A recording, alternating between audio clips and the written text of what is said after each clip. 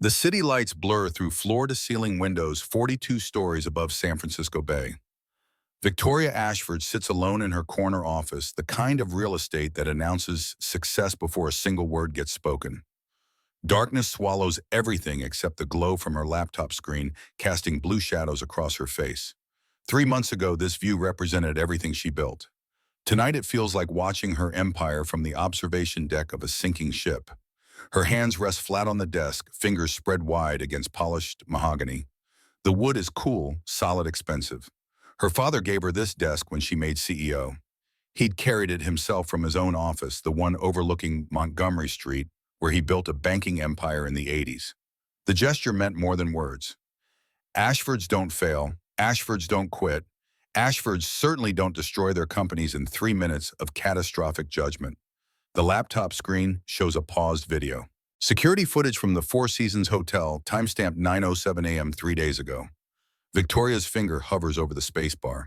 She's watched this 17 times since Jenny, her assistant, showed it to her. Each viewing carves deeper grooves of shame into her chest. She presses play. The lobby appears in grainy color. Crystal chandeliers throw light across marble floors. Two German investors stand near the windows checking their watches with the universal body language of people who've already said no but agreed to one final courtesy meeting.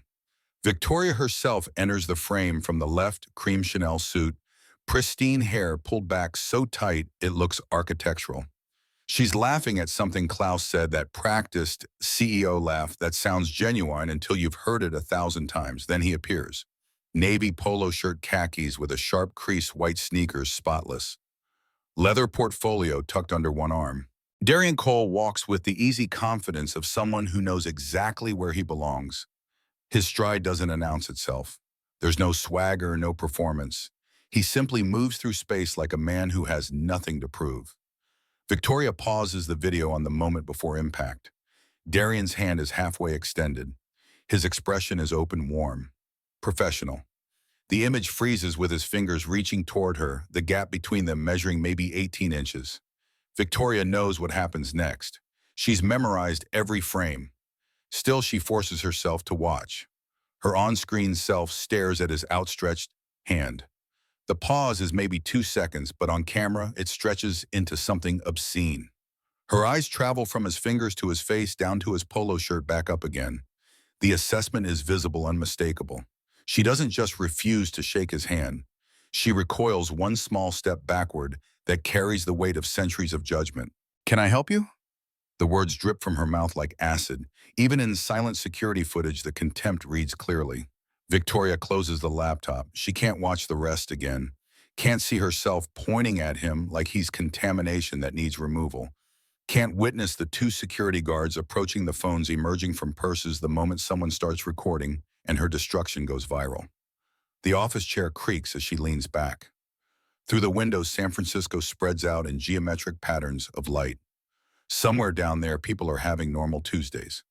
Eating dinner, watching television, existing in a world where their entire career didn't implode because they couldn't see past their own assumptions.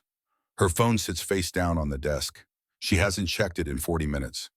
The dread of looking has become a physical thing, a stone lodged beneath her sternum. 53 missed calls when she last checked. 72 emails. 3 voice messages from board members that she deleted without listening to because she already knows what they'll say. The company burns $8 million every month. The bank account holds enough cash for 11 more weeks of operations. After that, bankruptcy. 3,000 employees lose their jobs. The tech platform she spent 7 years building gets liquidated for parts. Everything she worked for becomes a cautionary tale in business school case studies. And she had one chance. One investor willing to write a check for $500 million. One meeting that could have saved it all. She threw him out of the building. Victoria's reflection stares back from the darkened window glass. At 34, she still looks like the golden child her parents raised. Stanford MBA fortunes, 40 under 40, 2 years running TechCrunch's most promising founder. She grew up in Pacific Heights, summered in the Hamptons, attended boarding school in Connecticut, where she learned to carry privilege like a natural extension of her body. Old money teaches you that success is your birthright. New money hustles. Old money simply expects the world to recognize quality. Her mother sits on 4 corporate boards. Her father built Ashford Capital into a powerhouse that survived 3 recessions. Family dinners involved discussions of portfolio strategy and market positions. Victoria learned to read balance sheets before she mastered algebra. At 7, she could explain compound interest. At 12, she pitched her first business idea at a family dinner party. The guests were charmed. Her father was pleased. Her mother reminded her that Ashfords maintain excellence across generations. The pressure was never spoken. It simply existed like gravity, invisible but constant, shaping every decision. When Victoria graduated Stanford with highest honors, her father didn't celebrate. He nodded once, satisfied that she'd met baseline expectations. When she raised her first round of venture capital at 27, her mother asked why she settled for $8 million instead of 10. When Ashford Technologies hit a valuation of $800 million, her father sent a text message that read simply, "Good start. Nothing was ever enough. Nothing would ever be enough." Until 3 months ago, Victoria believed that drive made her sharper, hungrier, better. Tonight, she understands it made her blind. The numbers started declining in January. User growth flattened. Revenue projections missed targets by 12%, then 18, then 23. The platform was solid, the technology sound, but competitors moved faster. Bigger companies with deeper pockets started replicating features that took Victoria's team months to develop. Market share eroded weekly. She pitched to investors with the confidence of someone who'd never heard no. The first 5 rejections didn't register as pattern.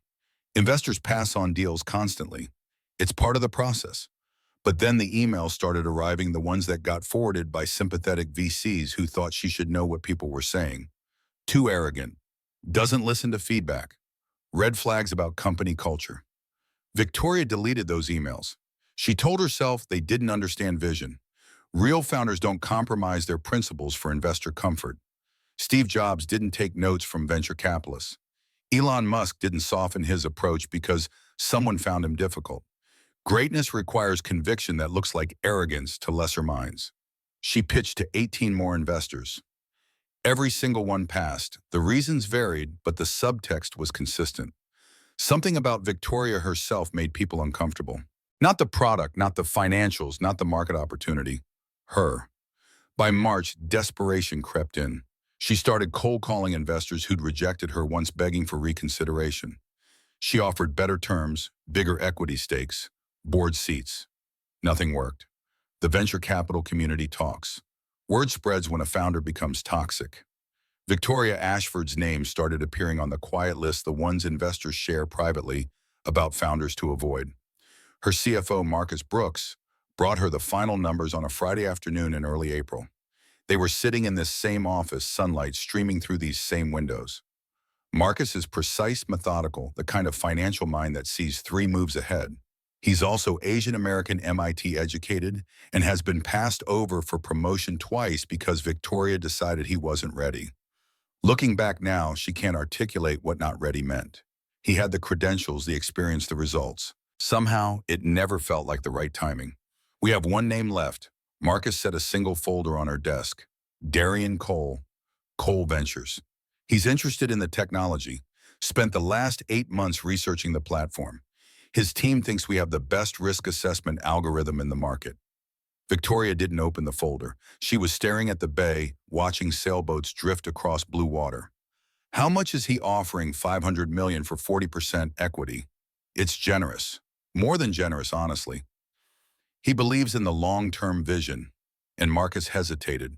The pause should have been a warning. And he has reputation requirements. He invests in leadership as much as technology. Character matters to him. He'll want extensive due diligence on company culture, diversity metrics, employee satisfaction. Victoria finally looked at the folder. Cole Ventures was embossed in silver letters on dark blue cardstock. The design was understated, expensive, confident. When can we meet? He's in New York. His assistant said he can fly out next week. Prefers breakfast meetings at the Four Seasons. 9 a.m. next Wednesday. Set it up. That was 3 weeks ago. Victoria never opened the folder. She never Googled Darian Cole. She never asked Marcus for background information. She had a 9 a.m. meeting on her calendar with an investor, and that's all she needed to know. Someone wanted to give her money. Someone recognized that Ashford Technologies was worth saving. The details could be handled by lawyers after the deal closed. Her assistant Jenny sent meeting confirmations. Darian Cole's office responded promptly, professionally. Everything was arranged. Victoria assumed the investor would arrive in a suit, probably with an entourage, definitely with the appropriate reverence for her time. She pictured a man in his 50s, maybe early 60s, gray hair, an expensive watch. Someone who'd made his fortune in the 90s and now played kingmaker with young founders. She pictured wrong. The memory plays in high definition, sharper than the security footage. Victoria was already in the Four Seasons lobby at 8:45 Wednesday morning. Klaus and his colleague were there by accident, their flight delayed by fog. They told her no last week. She knew they weren't changing their minds, but she couldn't resist one more pitch, one more attempt to convince them that Ashford Technologies represented the future of risk assessment technology. Klaus was polite. His colleague kept checking his phone. Neither of them were listening. Victoria kept talking anyway, her voice bright and confident, projecting success she no longer felt. Fake it until you make it. Isn't that what every startup mentor preaches? She was smiling so hard her cheeks hurt. Then Darian walked through the door. Victoria's brain processed the image in fragments. Black man, casual clothes, portfolio under his arm, walking directly toward her with purpose. The neurons fired in sequence, pulling from decades of accumulated bias that she would have sworn she didn't possess. Liberal politics, diverse friend group, donations to social justice organizations. She voted correctly, spoke correctly, performed allyship correctly. But when Darian Cole extended his hand, something deeper than conscious thought took control. Some ancient circuitry that bypassed her frontal cortex and went straight to primal pattern recognition. Black man in polo shirt approaching successful white woman equals threat, imposter, someone who doesn't belong. Her mouth formed words before her mind caught up. Excuse me, who let you in here? The words carried venom, not neutral questioning, not polite confusion. Pure contempt, the kind usually reserved for door-to-door salespeople or homeless individuals asking for change. Victoria heard herself speak and felt a distant alarm, some small voice suggesting she was making a mistake. She ignored it. This is a private meeting for serious investors, not for people like you. People like you. The phrase hung in the air between them, expanding to fill the space with its implications. Klaus's expression shifted from bored politeness to discomfort. His colleague stopped checking his phone. Somewhere nearby, a woman opened her purse and pulled out her phone screen, glowing as she started recording. Darian stood perfectly still. His hand remained extended for exactly 3 seconds after Victoria's words landed. When he lowered it, the movement was slow, controlled, deliberate. No anger showed on his face. No shock. Just a kind of weary recognition, like he'd seen this play before and knew all the lines and was says. Ashford, if you just check. I said, get out now before I have you arrested for trespassing. Security approached without being called. Jerome, the older black guard, moved with reluctance. The younger guard with military posture put his hand near his radio. Klaus tried to intervene. Victoria cut him off with one manicured finger, raised the universal gesture for silence. Wait. She turned back to Darian, stepped closer. Close enough to smell his cologne, something subtle, expensive. The kind of detail her brain registered without processing its meaning. I don't know how you got the address for this meeting, but this is invitation only. The younger guard cleared his throat. Ma'am, is there a problem? Victoria pointed at Darian like she was identifying merchandise that needed returning. This man is disrupting a private business meeting. He's not on any guest list. He needs to leave immediately. Darian could have pulled out his phone, could have shown identification, called his office, demanded they verify his credentials. He didn't. He simply looked at Victoria with an expression that communicated more than words could carry. You've told me everything I need to know about you. I'll leave. His voice was quiet, calm, absolutely level. No need for an escort. I can find my way out. But Victoria wasn't finished. The performance had an audience now. Phones were recording. Klaus was watching. The concierge had stopped, pretending to work. She needed to make the removal complete, definitive, a clear statement about who belonged in her world and who didn't. Oh, you'll be escorted. I want to make sure you actually leave the premises and don't try to sneak into other meetings. The walk to the exit became a purple walk. Darian kept his head up, his stride measured. Jerome walked beside him without touching him, maintaining space and dignity where the situation offered neither. At the door, Jerome leaned in close and whispered something. Darian nodded once, his face showing no emotion beyond patient endurance. Then he was gone. Victoria smoothed her suit jacket, turned back to Klaus with a brilliant smile that felt like armor. I am so sorry about that interruption. You would not believe how many scammers try to crash these events. Klaus didn't smile back. His voice was cold when he spoke. Victoria, that seemed harsh. Harsh. Victoria waved one hand dismissively. Klaus, you have to be firm with these people. Otherwise, they think they can take advantage. The other German was already standing, collecting his briefcase. We should go, our flight. But we haven't finished. We finished last week, Victoria. They shook her hand quickly, professionally walked away without looking back. Victoria stood alone in the lobby for a moment, feeling the first hairline cracks forming in her certainty. Something felt wrong. The way Klaus looked at her. The way that woman was still holding her phone up recording. The way the concierge was typing something on his computer with unusual intensity. She pulled out her phone and texted Jenny. That investor who just left. Cole something. Make sure his information is deleted from our system.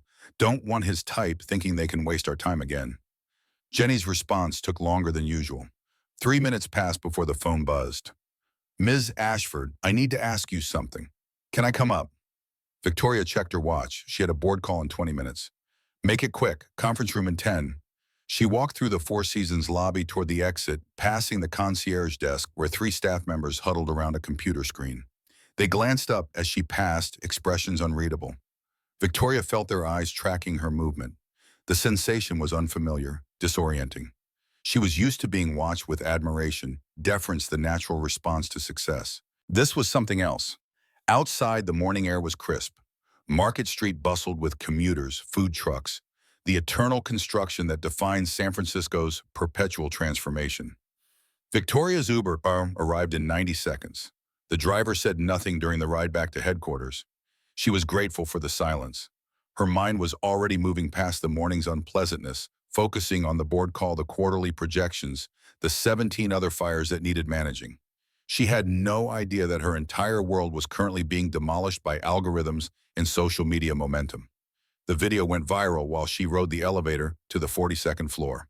Ashford Technologies headquarters occupies the top 8 floors of a glass tower in the financial district. The lobby features the company logo in brushed steel modern art installations that cost 6 figures and a reception desk staffed by impeccably groomed professionals. Everything communicates success, stability, inevitability. The message is clear. This company belongs in the future. Victoria's executive assistant maintains a desk outside her corner office. Jenny has been with the company for 3 years, hired fresh out of UC Berkeley with a degree in communications. She's smart, efficient, and has learned to navigate Victoria's moods with diplomatic precision. Right now, her face shows something Victoria has never seen before. Fear mixed with something close to pity. Ms. Ashford, I really need to show you something. Victoria didn't even break stride, walking past Jenny's desk toward her office door. Can it wait? I have the board in 15 minutes. Jenny followed her inside, tablet clutched against her chest. It can't wait. The man at the Four Seasons this morning, the one security escorted out. That was Darian Cole, correct? From Cole Ventures? Victoria's hands paused on her laptop bag. Something in Jenny's tone registered as alarm. So Jenny set the tablet on Victoria's desk. The screen glowed with a Forbes article. The headline filled the display in bold black text, Darian Cole, the billionaire investor you've never heard of. The photo showed the same face, same calm expression, same man Victoria had thrown out of a hotel an hour ago. Her eyes scanned the article without fully processing words. Fragments jumped out like accusation. Net worth $3.8 billion. Cole Ventures, $3.8 billion in assets under management. Forbes 400 ranking 184. Board member Apple, Microsoft, Tesla. Track record 47 investments, 43 successful exits. Victoria's mouth opened. No sound emerged. Her brain short-circuited, trying to reconcile the man in the polo shirt with the numbers on the screen. Billionaires wear suits. Billionaires arrive with assistance security trappings of power.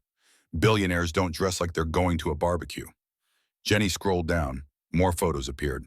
Darian at a TechCrunch conference standing beside Sundar Pichai. Darian shaking hands with Tim Cook. Darian on a panel at Davos speaking to an audience of global leaders. In every single photograph, he wore casual clothes. Polo shirts, button-downs without ties, khakis or jeans. Never a suit. The article included a quote from a Wall Street Journal profile. I dress casually to meetings on purpose. I want to see if people respect me for my ideas or judge me by my appearance. It's a filter. The ones who see past the polo shirt are the ones worth working with. Victoria's legs went weak. She grabbed the edge of her desk for support. The wood felt less solid than 30 seconds ago, like everything in her office had become questionable, unreliable. Jenny, her voice came out hoarse, strangled. Tell me this is a different Darian Cole. Jenny reached over and scrolled further. A section titled Investing Philosophy. Cole is famous for his unorthodox approach to venture capital. He invests in leadership character, first technology second. His due diligence process includes extensive research into company culture, diversity metrics, and founder values. The worst thing about bias isn't the big obvious acts, Cole told the Wall Street Journal last year. It's the thousands of small moments where someone decides you don't belong before you even open your mouth. The room tilted. Victoria sat down hard in her chair. The leather squeaked. Somewhere in her peripheral vision, Jenny was talking, but the words sounded underwater. The meeting was confirmed 3 weeks ago. Jenny's voice penetrated the fog. I have the email chain. Mr. Cole was coming to discuss Series C funding. $500 million for 40% equity. His CFO sent preliminary terms last month. You were supposed to review them. $500 million. The number echoed in Victoria's skull like a bell tolling for her funeral. Without that money, the company dies in 11 weeks. Without that money, 3,000 employees lose their jobs. Without that money, everything she built becomes rubble. And she called him a scammer, refused to shake his hand, had him removed by security. Victoria grabbed her phone fingers, shaking so badly it took 3 tries to unlock the screen. She found Darian's number in her deleted contacts folder, the one Jenny had sent 3 weeks ago that Victoria never bothered to look at. She dialed. The phone rang once, twice, 3 times. Voicemail. Mr. Cole, this is Victoria Ashford. I believe there was a terrible misunderstanding this morning. I would love to reschedule our meeting at your earliest convenience. Please call me back. She hung up immediately. Redialed. Voicemail again. Jenny, get Marcus in here, now. Her assistant fled the office. Victoria sat staring at the Forbes article, reading the same paragraphs over and over, like repetition might change their meaning. Born in South Chicago. Mother worked double shifts as a nurse. Full scholarship to MIT. Built an algorithm that Goldman Sachs bought for $780 million when he was 26. Every sentence was a hammer blow to her certainty, demolishing the assumptions that had felt like facts an hour ago. Marcus Brooks arrived within 3 minutes, coffee in one hand, quarterly reports in the other. He's 41, always impeccably dressed, with the kind of precise movements that suggest a chess player's mind. When he sees Victoria's face, he sets the coffee down carefully. Some of it sloshes over the rim onto the quarterly reports. He doesn't seem to notice. What's the emergency? Victoria turned her laptop screen toward him, showing the Forbes article. The investor we were supposed to meet this morning, the one I had security throw out. Marcus reads. His expression cycles through confusion, shock, horror in exactly 10 seconds. The color drains from his face. When he speaks, his voice is barely above a whisper. Please tell me this is a joke. Do I look like I'm joking? Marcus sets down the reports. His hands are shaking now too. Victoria, the word comes out like a prayer or a curse. Please tell me you didn't actually have Darian Cole removed from the hotel. I didn't know who he was. He showed up dressed like a college student. He's famous for that. Marcus's voice rises, stress cracking through his usual composure. He literally wrote an op-ed about it in the Wall Street Journal. It's his whole thing. Everyone in venture capital knows this. Victoria sinks deeper into her chair. The leather stops squeaking and starts groaning a sound that matches her internal state. Can we fix this? Marcus pulls out his phone, starts scrolling. His jaw tightens with each swipe. Cole Ventures was our only option. Victoria, we've been rejected by 23 other firms. Cole was interested because of our technology. His team spent 8 months researching us. 8 months of due diligence meetings with our engineering team reviewing our code, base analyzing our market position. So we apologize. We explain. He invests based on character. Marcus looks up from his phone, meets her eyes. He said it in every interview. He doesn't care about pitch decks or revenue projections. He cares about leadership, about how people treat others, especially people without power. The words land like stones thrown through glass. Victoria tries Darian's number again, straight to voicemail. She doesn't leave a message this time. Instead, she opens her laptop and types an email with fingers that won't stop trembling. Dear Mr. Cole, I want to sincerely apologize for the confusion this morning. It was a hectic day and I failed to properly review my schedule. I would be honored to reschedule at your convenience. Our entire team is excited about the possibility of partnering with Cole Ventures. Warmest regards, Victoria Ashford. She hits send. The whoosh sound feels final, like a door closing that will never open again. Marcus is still scrolling his phone. He makes a sound halfway between a groan and a laugh, the kind of noise that signals bad news approaching. Oh no. What Klaus posted something. He turns his screen toward Victoria. The German investor's tweet doesn't name anyone, but the subtext is transparent. Witnessed a shocking display of unprofessionalism at a SF meeting today. How you treat people says everything about character. Hashtag business ethics. The tweet already has 240 retweets. Victoria watches the counter tick up in real time. 241, Shawayam, 242, 243. Her destruction is going viral while she sits in her office watching numbers climb. Her phone rings. The screen shows Richard Chen, chairman of the board.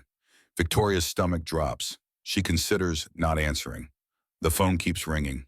Refusing the call only delays the inevitable. Richard, Victoria. His voice is cold, professionally neutral. I just got off the phone with Klaus. He said you threw someone out of your meeting this morning. There was a misunderstanding. He said you refused to shake the man's hand, that you called security on him, that the man was Darian Cole. Silence stretches across the connection. Victoria can hear her own heartbeat pounding in her ears. Richard, I can explain. Do you understand what you've done? His composure cracks. The cold neutrality fractures into barely controlled fury. We need $500 million to survive.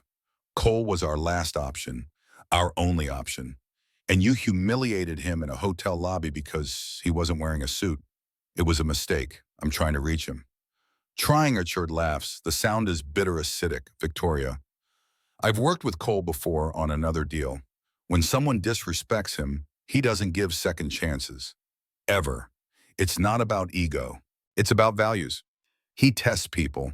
You just failed the test spectacularly publicly with witnesses recording. The line goes dead. Victoria stares at her phone. The screen shows 47 missed calls now. The number keeps climbing. She tries Darian again. Voicemail. She composes another email. Mr. Cole, I realize my behavior this morning was unacceptable. I would like the opportunity to apologize in person. Please give me a chance to explain. Send. Marcus has moved to the window, staring down at the street below. From this height, people look like ants, cars like toys. The view usually makes Victoria feel powerful. Right now, it just emphasizes how far she has to fall. I reached out to James. Marcus speaks without turning around. He's Cole's CFO. We worked together at Goldman years ago. He knows our situation. And he said Darian made his decision the moment he walked out of that hotel. The investment is dead. Cole doesn't negotiate with people who treat him like that. It's a principle with him. Victoria's vision actually blurs for a second. She grips the edge of her desk, feeling the solid wood beneath her palms. The only real thing left in a universe that's come unmoored. But our employees, 3,000 people, will lose their jobs. Marcus finally turns from the window. His face shows no anger, just exhausted resignation. Darian knows that. He also knows it's not his responsibility to save a company run by someone who treated him like he was trying to steal silverware. The afternoon passes in slow motion. Victoria sends 6 more emails to Darian. She calls his number 14 times. She messages him on LinkedIn. Every attempt disappears into the void without response. At 2 p.m., a tech blog called The Information publishes an article. The headline appears on Victoria's Google Alert. Sources say Victoria Ashford kicked out billionaire investor, mistook him for crasher. The piece has no byline, just the cryptic attribution, sources familiar with the matter. But it contains details, specific details about the Four Seasons lobby, Victoria's exact words, the way she recoiled from Darian's outstretched hand. Someone who was there talked to the press. Maybe Klaus, maybe the concierge, maybe the woman with the phone who started recording. The details don't matter. What matters is the story has escaped containment. It's spreading through tech industry networks like wildfire through dry brush. Victoria's phone rings constantly.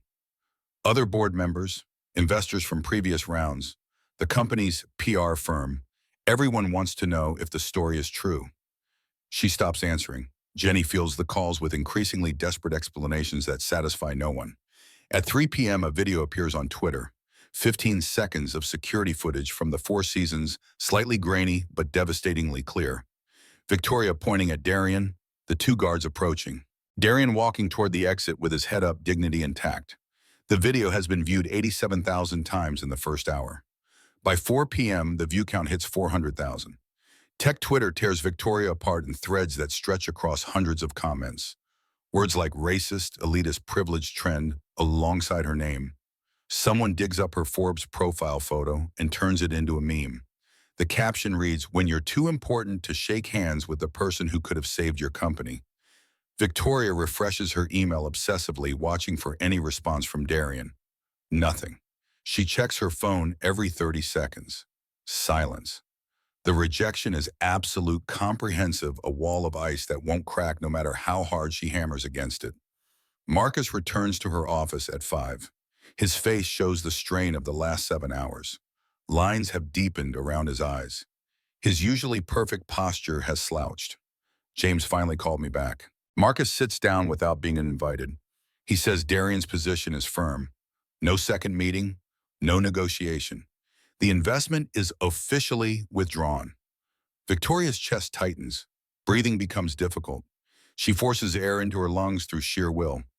Did James say anything else? He said Darian watched the video that's going viral. He said Darian told his team this is exactly why he dresses casually for first meetings. He filters out the people who judge books by covers. James said Darian isn't angry. He's disappointed. Apparently that's worse. The word hangs in the air. Disappointed. Like Victoria is a student who failed to meet potential. Like she's not even worth Darian's anger, just his sad recognition that she exactly who he suspected she was. What about other investors? Victoria grasps at possibilities, at threads of hope that are mostly delusion. Can we go back to anyone from the previous rounds? Marcus pulls out his tablet, brings up a spreadsheet.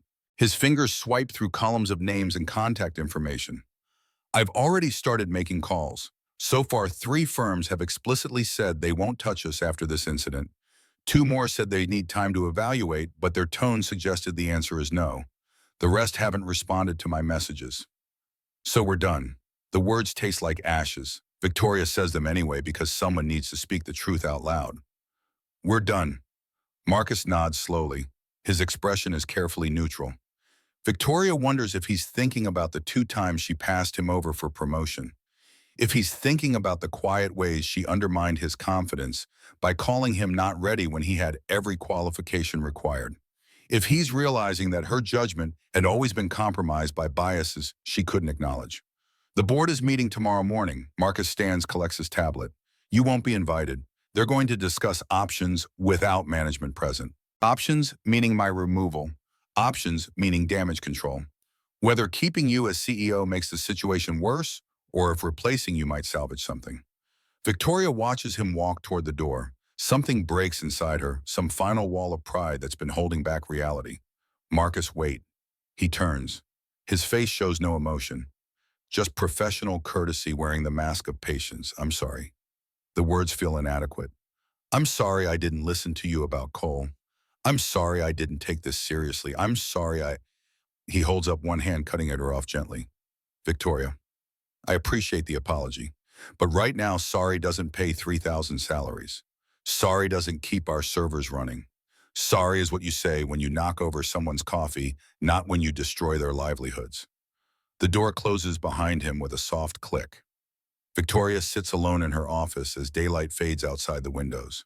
The sunset paints the bay in shades of orange and purple, beautiful in a way that feels cruel. The world continues being lovely while her life collapses. She pulls up Darian's interviews on her laptop, starts reading everything she can find.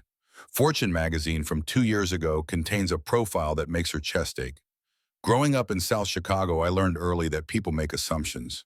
The grocery store clerk who follows you around the aisles, the teacher who's surprised when you know the answer, the professor who assumes you're in the wrong classroom. Each experience teaches you something about how the world sees you. You can let it make you bitter or you can use it as information. I chose information. Wall Street Journal last year includes a section about his investment philosophy. I dress the way I dress for a reason. It's not about comfort, though that's a bonus. It's about seeing who people really are when they think you don't matter. The mask drops. The real person underneath emerges. Some people see a black man in casual clothes and they see a threat, an imposter, someone who needs managing. Those aren't the people I want to partner with. Life's too short to work with folks who can't see past surface presentation.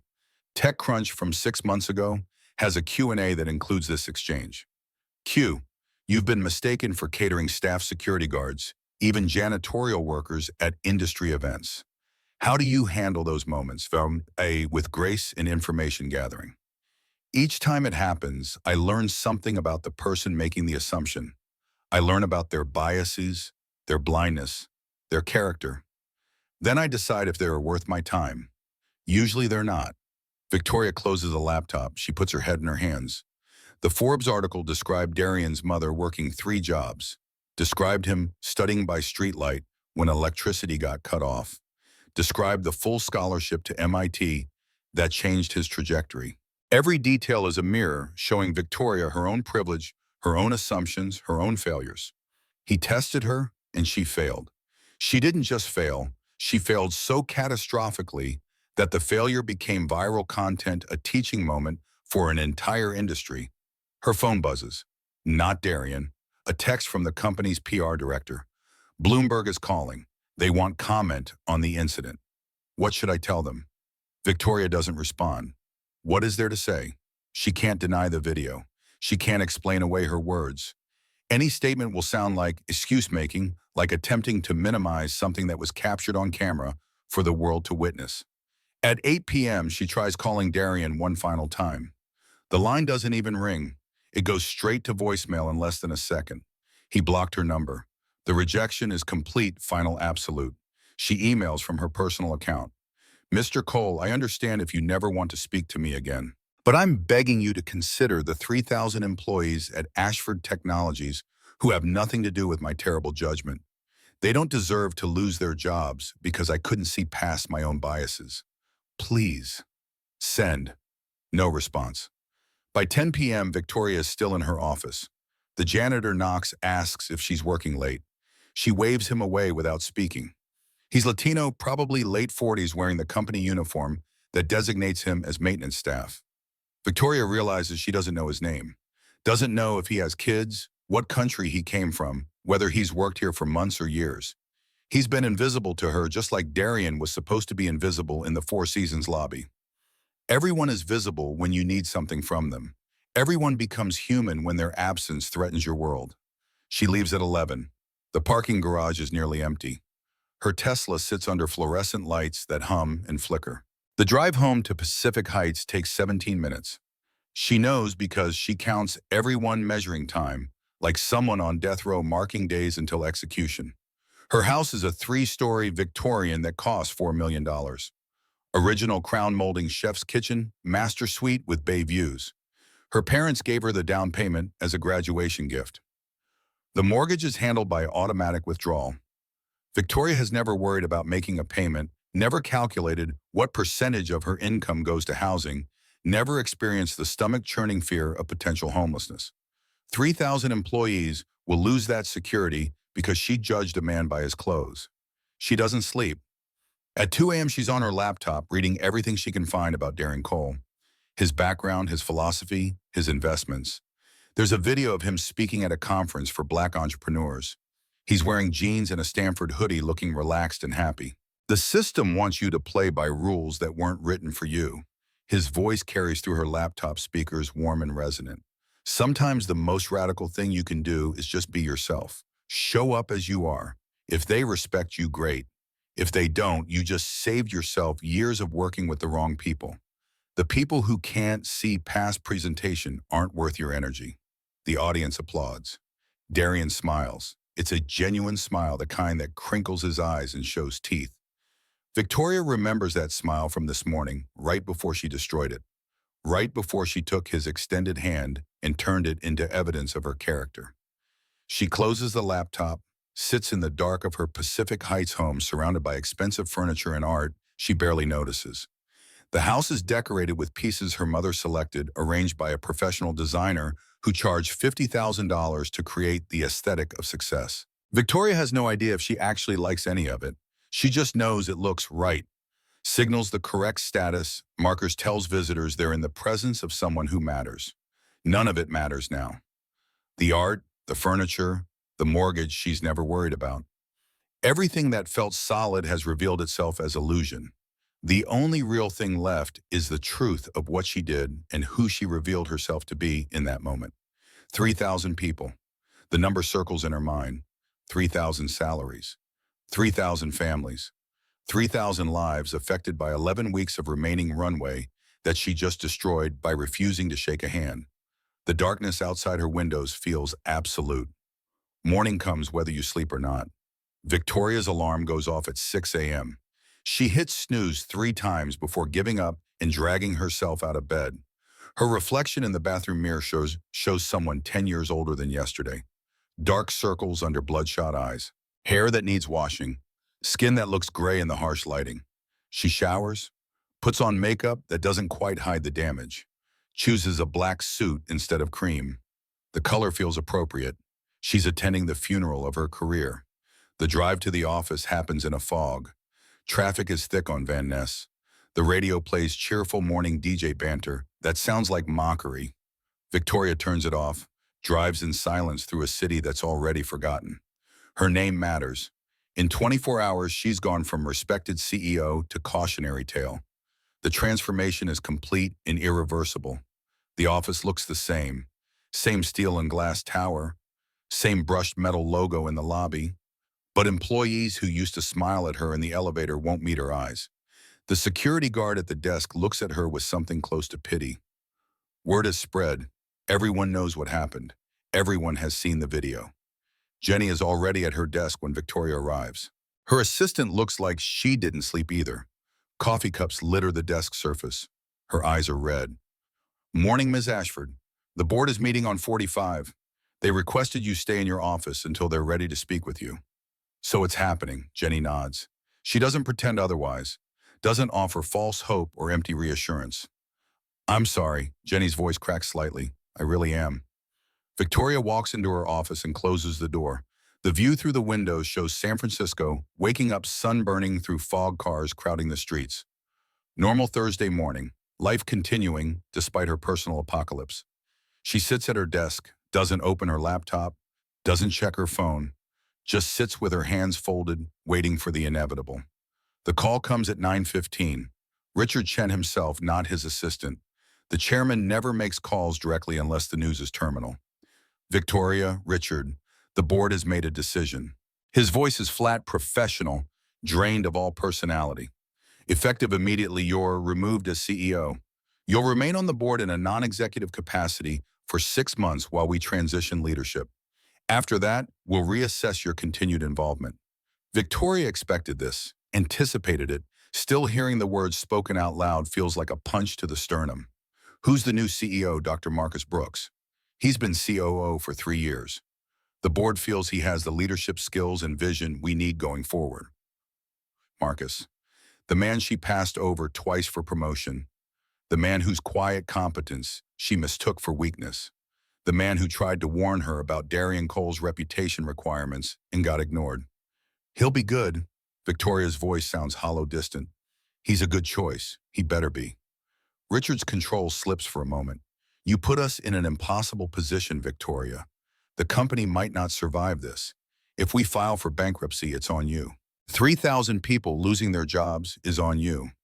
The line goes dead. Victoria sets the phone down carefully like it might explode if handled roughly. Her hands don't shake anymore. Some threshold has been crossed where shock becomes numbness, where the nervous system just gives up and stops processing. Jenny knocks softly before entering. Her face shows the answer before words get spoken. You heard, the whole floor heard. Victoria tries to smile. It feels like cracking glass. What happens now? Now you have 30 minutes to pack your personal items. Security will escort you out. HR will be in touch about severance and transition details. 30 minutes. Victoria looks around her office. 7 years compressed into 30 minutes of packing. She starts with the desk's drawers. Personal items first. Photographs in silver frames. A small bronze statue her father gave her when the company hit its first 100 million valuation. Diplomas and awards that used to mean everything. The photos show a version of Victoria that feels like a stranger now. Smiling at charity galas, shaking hands with senators, standing on stage at TechCrunch Disrupt. Every image captures someone who believed the world was designed for her success. Someone who thought privilege was merit, who confused advantages with achievements. She puts the photographs face down in a cardboard box. Can't look at that person anymore. Can't reconcile who she was yesterday with who she's becoming today. Jenny helps pack in silence. They work efficiently like movers who've done this 1,000 times. Books off the shelves, coat from the closet, the potted succulent that somehow survived 7 years of minimal care. Everything fits in 3 boxes. 7 years reduced to 3 cardboard containers. Security arrives exactly 30 minutes later. Not Jerome from the Four Seasons.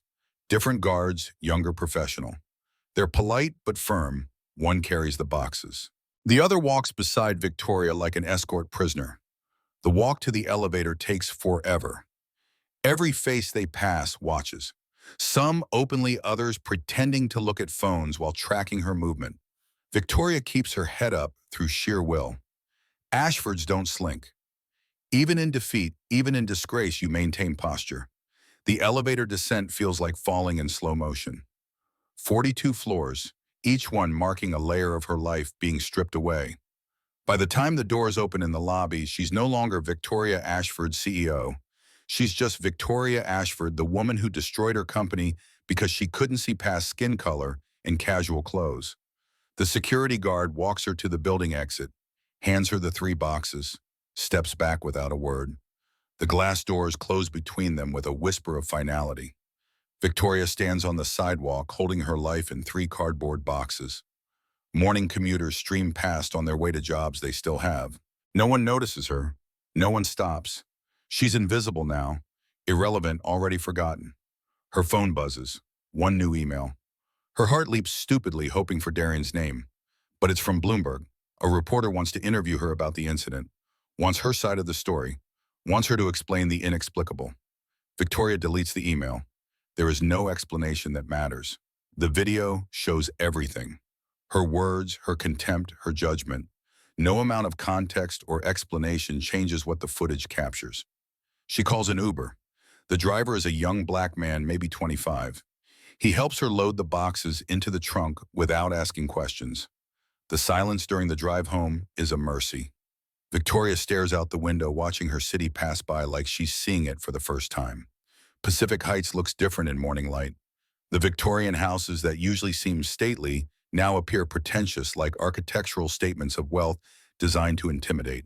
Her own home sits behind a perfect hedge, paint freshly maintained, every detail screaming the privilege that allowed her to be blind.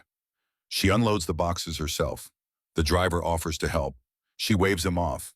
Needs to do this alone, carry her own wreckage into the house. Inside, the silence is oppressive. Victoria sets the boxes in the foyer and walks through rooms that no longer feel like home. Every piece of furniture, every carefully selected art piece, everything represents the person she was 3 days ago. That person doesn't live here anymore. Her phone buzzes constantly. Texts from her mother wanting to know if the rumors are true. Calls from other board positions asking her to resign. emails from journalists hungry for the story. She ignores them all, puts the phone face down on the kitchen counter, and walks away. The afternoon stretches endlessly. Victoria sits in her living room watching dust particles drift through sunlight. Time passes without marking itself. She should eat, should call her parents, should start planning next steps. She does none of these things, just sits with the wreckage of her certainty, examining the pieces to see what truth they reveal. Darian Cole never called back, never responded to any of the 14 emails, never acknowledged her apology. The silence says more than any conversation could communicate. She had her chance. She threw it away in 3 minutes of catastrophic judgment. Second chances don't exist for people who reveal that kind of character. By evening, the viral video has been viewed 8 million times.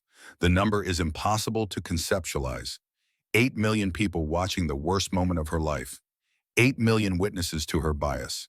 8 million tiny judgments adding up to complete character assassination. But the judgments are correct. That's the part that makes breathing difficult.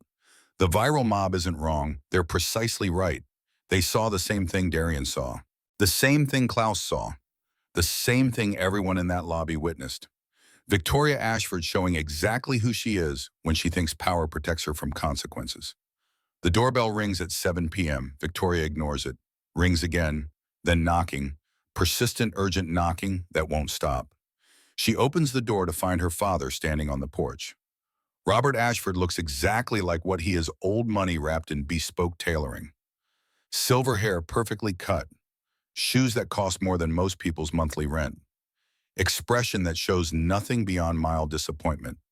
We need to talk. He walks past her into the house without invitation. Doesn't ask how she's doing. Doesn't offer comfort. Just surveys the living room like a general inspecting battlefield damage. You've made quite the mess, Victoria. His voice carries the tone he used when she was 7 and tracked mud across his study carpet. Disappointment without surprise. Correction without compassion. I know. Do you?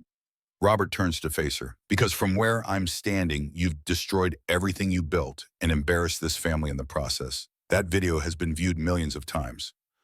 Our name is being dragged through social media. My phone has been ringing for 2 days straight. I'm sorry. Sorry doesn't fix this. Robert moves to the window, hands clasped behind his back. Sorry is what children say when they break vases. You're 34 years old, Victoria. You should have known better. The words sting because they're true. She should have known better. Should have examined her biases years ago. Should have done the work required to see her own blindness. Should have been better than the person that video reveals. What do I do? Victoria hears herself ask. The question sounds pathetic small. Like she's 7 again, asking Daddy to fix something she broke. You fix what can be fixed. Robert doesn't turn from the window. You issue a proper apology, not some half-hearted email. You take accountability. You demonstrate genuine change. And you pray that Darian Cole is more forgiving than he has any reason to be. He won't take my calls.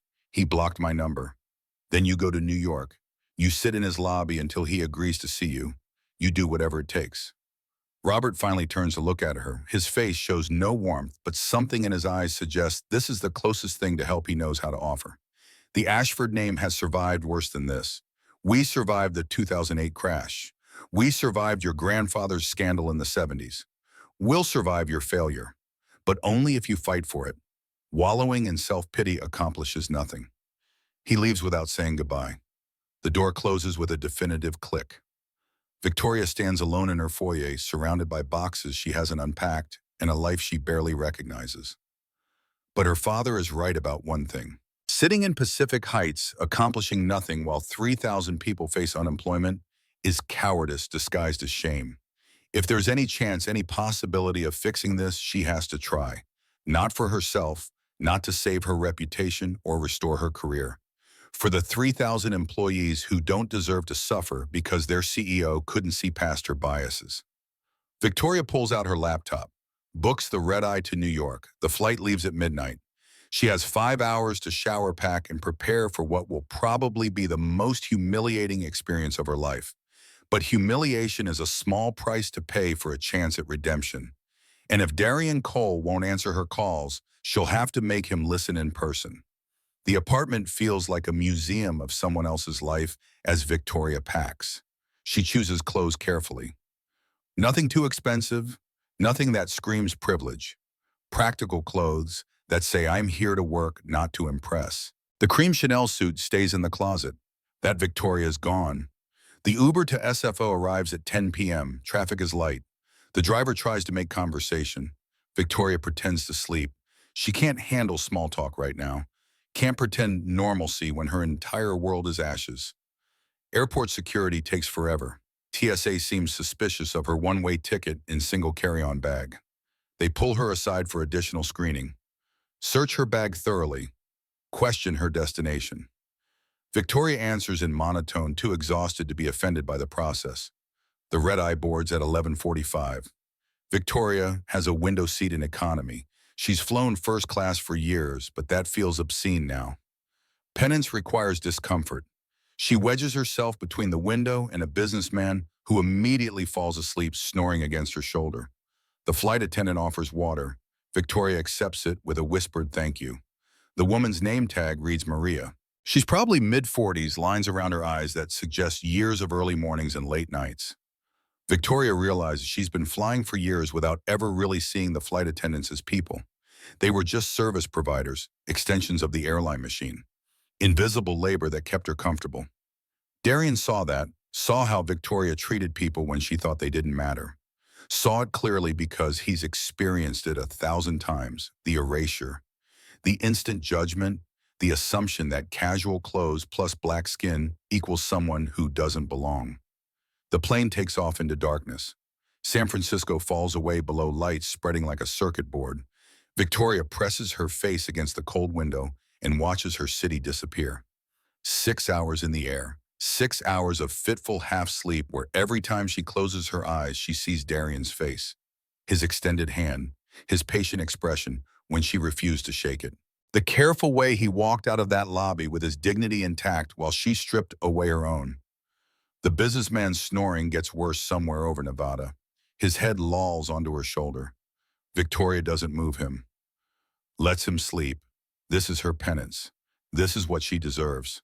The flight attendants pass through the cabin with drinks and snacks. Victoria watches them work, sees how passengers treat them.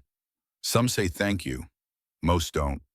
A man in row 12 snaps his fingers to get Maria's attention, then complains that his drink doesn't have enough ice. Maria smiles, apologizes, promises to get him more ice. The smile never reaches her eyes.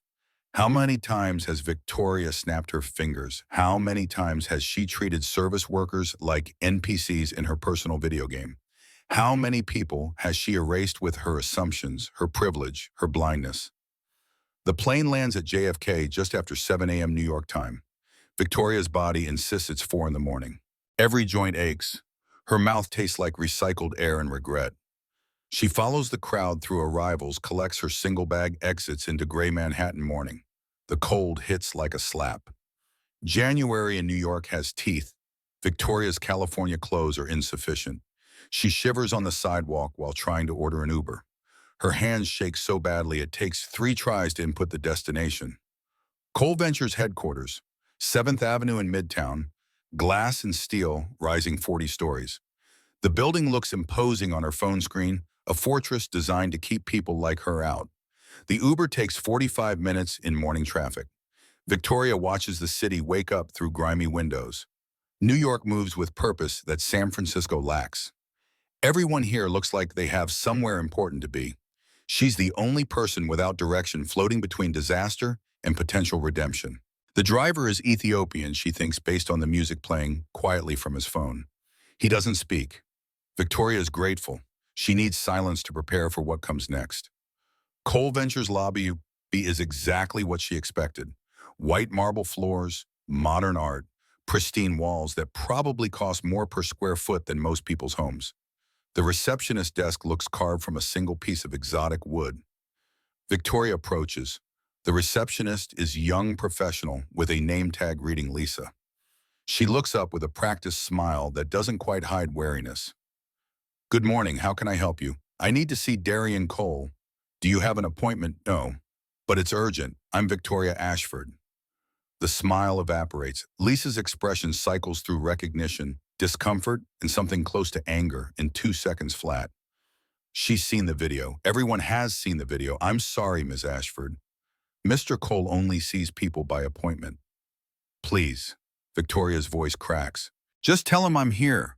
5 minutes. That's all I need. Lisa picks up her phone, turns slightly away, speaks in a voice too quiet to hear, glances back at Victoria twice during the conversation, hangs up with visible relief. I'm sorry. Mr. Cole is in meetings all day. The words land like rejection, but Victoria expected this, planned for this.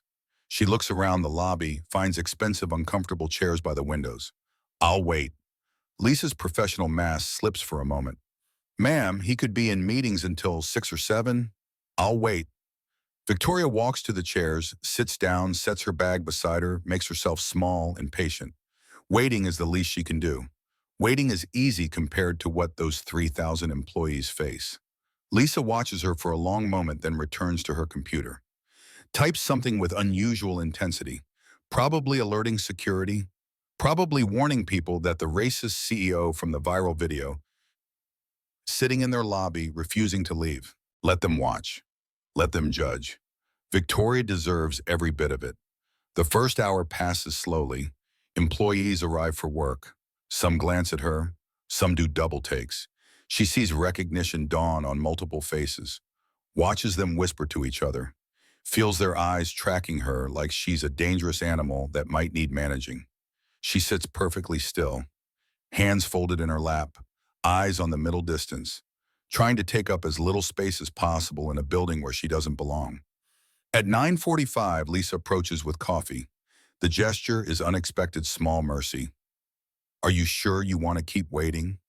I'm Sharon. Lisa sets the coffee on the small table beside Victoria's chair. Doesn't say anything else. Returns to her desk. The coffee is good. Really good. Better than anything Victoria makes at home. She sips it slowly, making it last. Watching the lobby fill with people who have purpose and direction.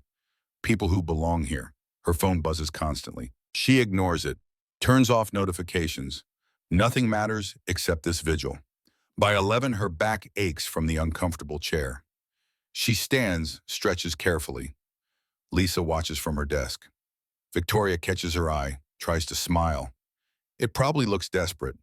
Probably looks exactly like what it is, someone begging for scraps of mercy they don't deserve.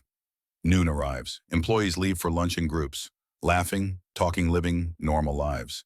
Victoria stays in her chair. Her stomach growls. She ignores it. Discomfort is the point. At 12:30, she orders flowers from a shop across the street.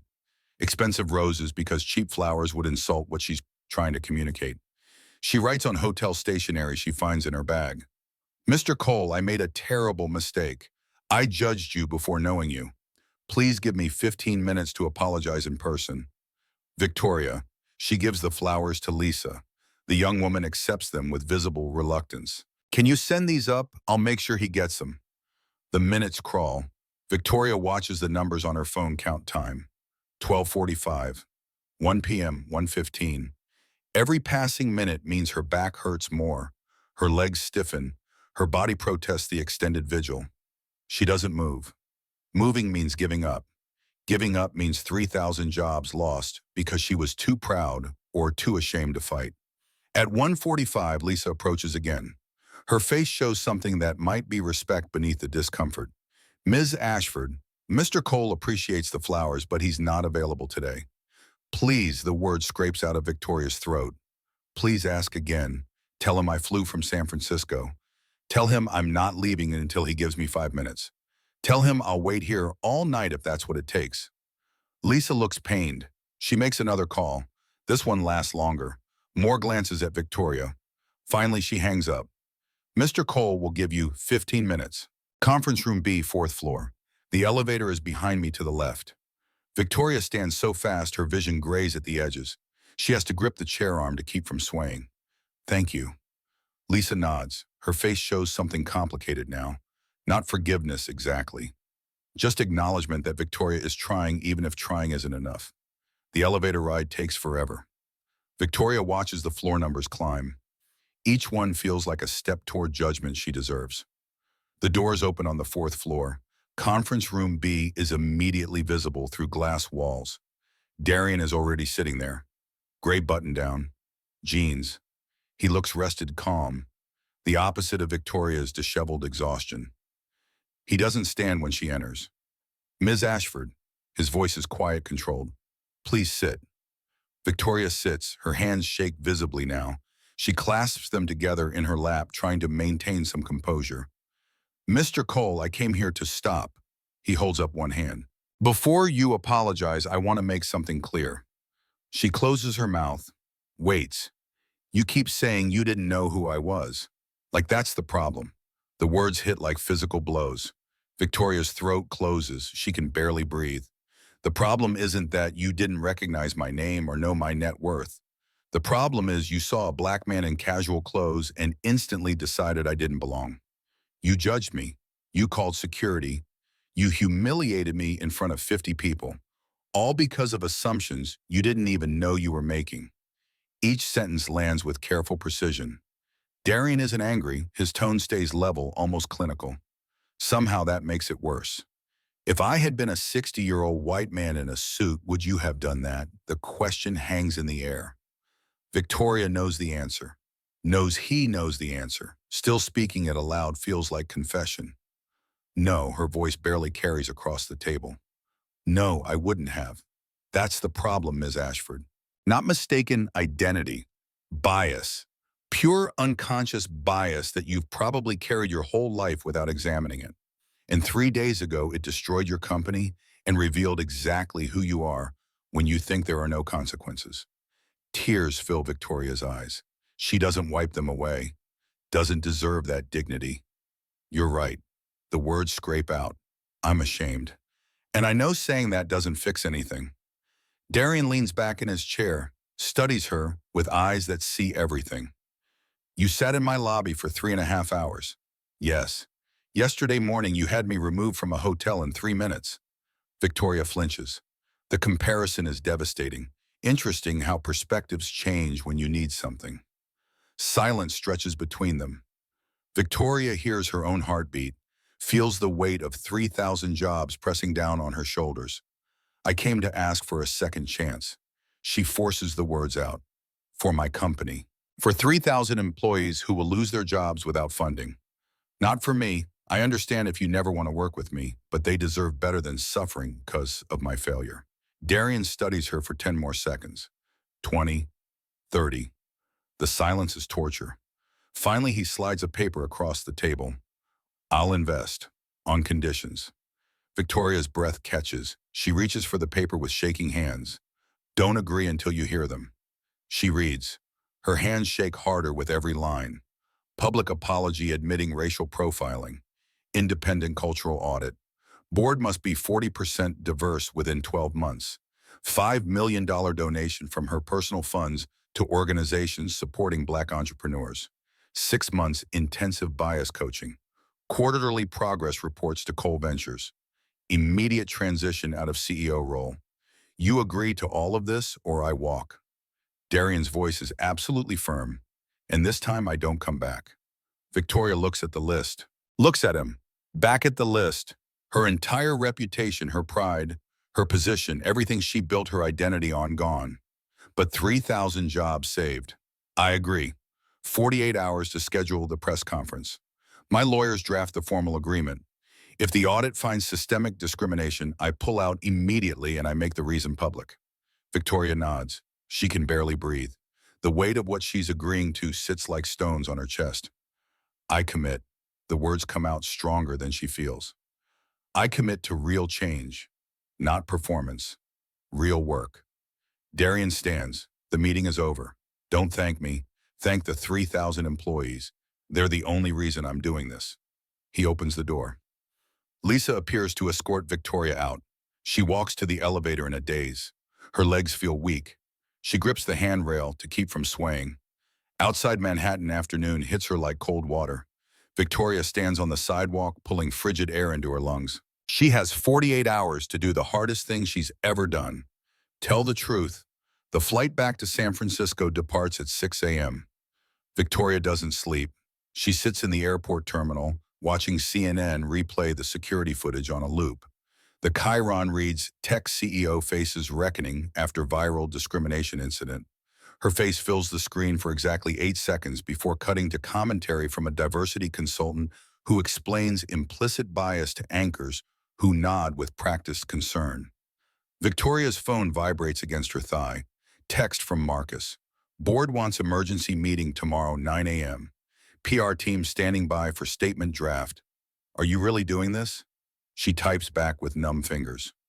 Yes, press conference Friday 2 p.m. Get the conference room ready. 3 dots appear, disappear, appear again.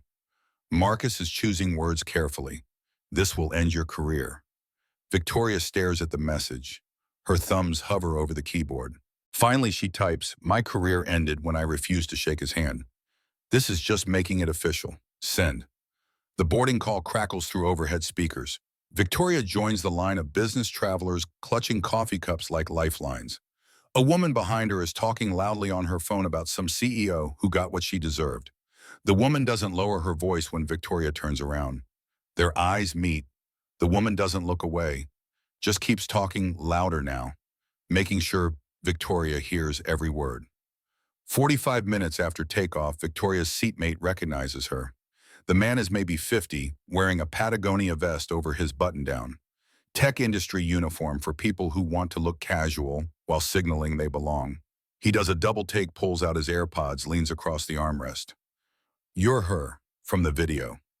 Victoria doesn't respond, turns toward the window where clouds stretch endlessly white. My company has a strict diversity policy. His voice carries satisfaction, the tone of someone delivering justice. We would never tolerate that kind of behavior. You should be ashamed. I am. The words come out flat, emotionless. Victoria keeps her face pressed against the cold plastic window, feels the man's stare boring into her skull. He wants more. Wants her to grovel, explain, perform remorse for his entertainment. She gives him nothing. After 30 seconds, he puts his AirPods back in, opens his laptop to spreadsheets that probably determine other people's livelihoods. San Francisco appears through morning fog like a mirage. Victoria's stomach clenches as the plane descends. 48 hours to prepare. 48 hours to craft an apology that doesn't sound like excuse-making. 48 hours to destroy everything she built with her own hands. The Uber from SFO takes her straight to headquarters. 8:30 a.m. means the office is filling up. Victoria walks through the lobby, past employees who stop mid-conversation when they see her. The silence spreads like infection. By the time she reaches the elevator, 50 pairs of eyes track her movement. 9th floor, the executive suite. Jenny is already at her desk, surrounded by coffee cups and printouts. Her assistant's face shows exhaustion that mirrors Victoria's own. The board is in conference room A. Jenny's voice is carefully neutral. They've been here since 7. Victoria nods. Doesn't ask what they're discussing. She already knows. Damage control, succession planning, how to explain to shareholders that their CEO destroyed company value by being exactly what the diversity consultants warn about. She walks past conference room A without stopping. Through the glass walls, she can see Richard Chen gesturing emphatically. Marcus sitting with his arms crossed, face unreadable. 3 other board members Victoria has known for years, people who celebrated her successes at company retreats and golf outings. They don't notice her passing, too absorbed in dismantling her legacy. Victoria's office feels like a crime scene. Everything is exactly where she left it 3 days ago. Coffee mug on the desk, cold liquid forming a film on top. Laptop open to the Forbes article about Darian Cole. The view through floor-to-ceiling windows showing a city that kept spinning while her world stopped. She sits, opens a blank document, stares at the cursor blinking against white screen. What do you say? How do you apologize for revealing the rotted core of your character? She types words, deletes them, tries different phrases. Everything sounds hollow, performative, like she's reading from a script written by lawyers trying to minimize liability. The truth. Darian said he invests based on character, and Victoria showed him hers. Now she has to show everyone else. Not the polished version, not the carefully managed public image. The raw, ugly truth beneath. Her fingers find the keys. She writes without stopping, without editing. Letting words pour out like confession. 3 days ago, I committed an act of racial profiling. I saw a black man dressed casually and made an instant judgment. I didn't see a person, I saw a stereotype. I refused to shake his hand. I called security. I had him removed from a hotel lobby because I decided in 3 seconds that he didn't belong in my world. There is no excuse. This was not stress. This was not a misunderstanding. This was bias, pure and simple. The kind I would have sworn I didn't possess. The kind I was blind to because my privilege protected me from ever having to examine it. A knock interrupts. Marcus enters without waiting for invitation. He's carrying a folder thick with documents. His face shows something Victoria has never seen directed at her before. Disappointment mixed with resolve. The board wants you to review this before the meeting. He sets the folder on her desk. Victoria opens it. The first page shows a chart. Employee demographics at Ashford Technologies broken down by race, gender, position, level. The numbers tell a story she's been ignoring for 7 years. Executive leadership, 89% white. Engineering managers, 73% white. Promotion rates for black employees, 40% lower than white employees with identical qualifications. Victoria's throat closes. She forces herself to keep reading. Page after page of data showing the patterns she couldn't see because she never bothered to look. 23 HR complaints from employees of color over 3 years. 21 dismissed without investigation. Exit interview quotes that make her hands shake. I was passed over for promotion 3 times. Each time the position went to someone less experienced who happened to be white. When I asked for feedback, I was told I wasn't leadership material yet. Another quote, this one from a Latina engineer. At the company holiday party, 5 different people asked if I was someone's +1. I'd worked here for 18 months. A third from a black man in product management. My white colleagues who spoke up in meetings were called assertive. When I spoke up, I was told I needed to work on my communication style. Eventually, I just stopped talking. Marcus watches her read. His face shows no satisfaction in her suffering. Just weary recognition that this moment was inevitable. HR compiled these yesterday. The board requested a full audit after the video went viral. Victoria can't speak, can't look up from the pages that document her failures in bullet points and percentages. She built a company culture that replicated every unconscious bias she carried, hired in her own image, promoted people who made her comfortable, created an environment where people of color had to work twice as hard for half the recognition. And she never noticed, never thought to look, never questioned why her executive team was homogeneous, despite her liberal politics and carefully worded mission statement about innovation and inclusion. The board meeting starts in 10 minutes. Marcus's voice is gentle but firm. They're going to ask for your resignation. I want you to be prepared. I already resigned. Victoria finally looks up. Darian Cole made that a condition of his investment. Immediate transition out of CEO role. Marcus's eyebrows rise. He's investing $500 million for 40% equity, but only if we meet his requirements. Full cultural audit, board diversity, public accountability. And I step down. The silence stretches. Marcus pulls out a chair, sits across from her. They've worked together for 3 years. She's undermined his confidence, passed him over for promotion, questioned his readiness for leadership. Now he's about to become CEO because she destroyed her own position. Why are you doing this? Marcus's question is genuine curiosity, not accusation. You could walk away. Let the company fail. Protect whatever reputation you have left. 3,000 people. Victoria's voice cracks. 3,000 families who don't deserve to lose their income because I couldn't see past my own biases. If there's any chance to save their jobs, I have to try. Even if it means public humiliation. Even if it means admitting things most people would never acknowledge. Especially then. Marcus nods slowly. His expression shifts into something that might be respect beneath the exhaustion. The board is going to be brutal. I deserve brutal. They stand together, walk toward conference room A, where her professional execution awaits. Victoria's legs feel steady despite everything. She's done running from consequences. Time to face what she created. Conference room A is full. All 7 board members sit around the table looking like jury deliberating a verdict. Richard Chen at the head, his face carved from granite. 2 women Victoria recruited herself, both looking at papers instead of her. 3 men who made fortunes in previous tech booms, now holding positions that let them feel relevant. Victoria takes the empty seat at the foot of the table. Marcus sits beside her. The symbolism is obvious. She's no longer leading. She's defending.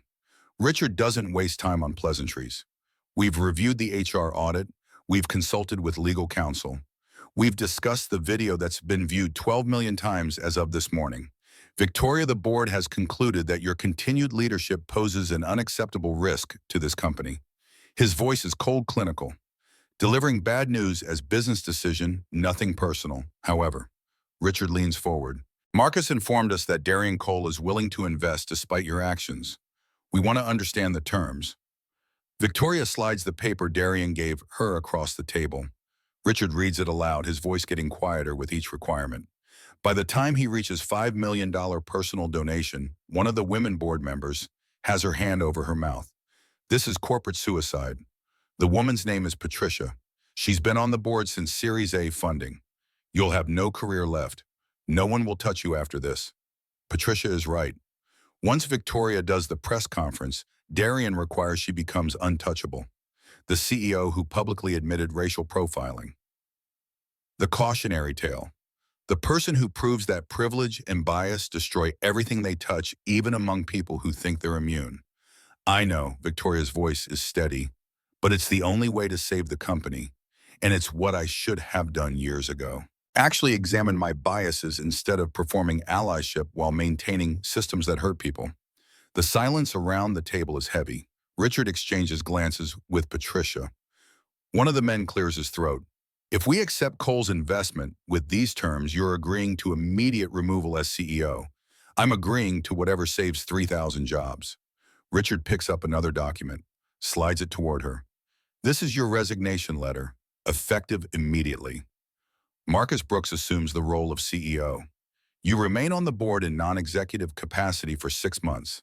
After that, your involvement will be reassessed based on progress. Victoria reads the letter, her entire career reduced to 2 paragraphs of corporate language. She signs without hesitation. One more thing, Richard's voice carries a warning. The press conference you're planning, we need to review your statement. No, Victoria meets his eyes directly. This is non-negotiable. Darian Cole requires authentic accountability, not a PR-managed apology. I'm telling the truth. All of it. Patricia leans forward, her voice urgent. Victoria, think about this. You're destroying yourself publicly. There's a way to acknowledge mistakes without complete self-immolation. There's no partial accountability for what I did. Victoria stands. The chair scrapes against floor. Either I tell the full truth about my biases and its consequences, or I'm just performing damage control. Darian will see through anything less. Everyone will see through it. She walks out before they can argue further. Behind her, urgent whispers erupt. Let them strategize. Let them worry about optics and corporate messaging. She's done with managed narratives. The next 48 hours pass in a blur of preparation. PR team drafts statements she rejects. Lawyers review language she refuses to soften. Jenny schedules the press conference while fielding calls from journalists who want advance copies of the statement. Victoria says no to everything except the basic facts. Friday, 2 p.m. Ashford Technologies headquarters. She'll speak without notes. Thursday morning brings her mother. Catherine Ashford arrives at Victoria's house unannounced at 7 a.m. She's wearing Loro Piana cashmere and an expression that could freeze water. Victoria's mother perfected the art of disappointment decades ago. Today she's brought her masterpiece. Your father told me you're planning to publicly destroy our family name. Catherine walks past Victoria into the living room. Doesn't sit. Just stands with perfect posture, examining the space like she's cataloging failures. I'm taking accountability for my actions. You're performing self-flagellation for strangers on the internet. Catherine's voice drips contempt. You made a mistake. One mistake in 3 days doesn't define your entire career. It wasn't one mistake, Mom. Victoria's exhaustion strips away her usual deference. It was 7 years of unconscious bias creating a company culture that hurt people. The video just made it visible. Catherine's eyes narrow. The Ashford chin lifts. We don't apologize for success. Your grandfather built his fortune during a recession. Your father survived 3 market crashes. They didn't do it by cowering before every critic who thinks meritocracy is discrimination in disguise. The words land like ice water. Victoria sees her mother clearly for the first time, sees the same blindness she's carried, the same certainty that their family earned everything through talent and hard work, never acknowledging the head start that privilege provided. Meritocracy requires equal opportunity. Mom, I didn't provide that. I built systems that advantage people who look like me while making everyone else work twice as hard for half the recognition. Catherine's laugh is sharp. You sound like one of those diversity consultants who milk companies for fees while accomplishing nothing. We had one black family at our country club. Your father donated to the NAACP. We voted correctly. What more do you want? Victoria feels something break loose inside her chest. The daughter who needed approval. The child who measured worth by parental pride. That person dissolves like sugar in hot water. I want to do better than performing progressive values while maintaining regressive systems. I want to actually change instead of pretending I already have. Catherine studies her daughter with cold assessment. The same look she gave the B+ on Victoria's report card in 7th grade. The look that communicated Ashford's don't accept less than excellence. You're weak, Catherine's voice's final verdict. You let one viral video destroy your confidence. You're surrendering everything we built because you can't handle criticism. She walks toward the door. Pauses with her hand on the handle. When this destroys you completely, don't come asking for money or connections. You made this choice. Live with it alone. The door closes. Victoria stands in her living room, watching morning light paint geometric patterns across expensive furniture. Her mother just disowned her. Somehow it feels like freedom. Thursday afternoon brings unexpected visitors. Victoria is drafting her press conference remarks when Jenny calls. There are 3 people in the lobby asking to see you. Former employees. They say it's urgent. Former employees means people who left Ashford Technologies. Usually departures happen quietly, professionally managed. Victoria has approved dozens of exit packages without ever meeting the people leaving. Faces blur together. Names become data points on HR reports. Send them up. 5 minutes later, 3 people stand in her office doorway. 2 black women, 1 Latino man, ranging from late 20s to early 40s. Professional clothes, practiced expressions, the body language of people who've learned to navigate predominantly white spaces by making themselves smaller. The older woman speaks first. Ms. Ashford, I'm Keisha Williams. I worked here for 3 years as a senior engineer. Left last September. Victoria recognizes the name from the HR audit. Keisha filed 2 complaints about being passed over for promotion, both dismissed as insufficient evidence of discrimination. I remember. Victoria's voice is quiet. I'm sorry we didn't. Please don't apologize yet. Keisha's voice is firm, but not unkind. We're here because we saw the video, saw the news about the press conference, and we want you to know what it was like working here. The younger woman steps forward.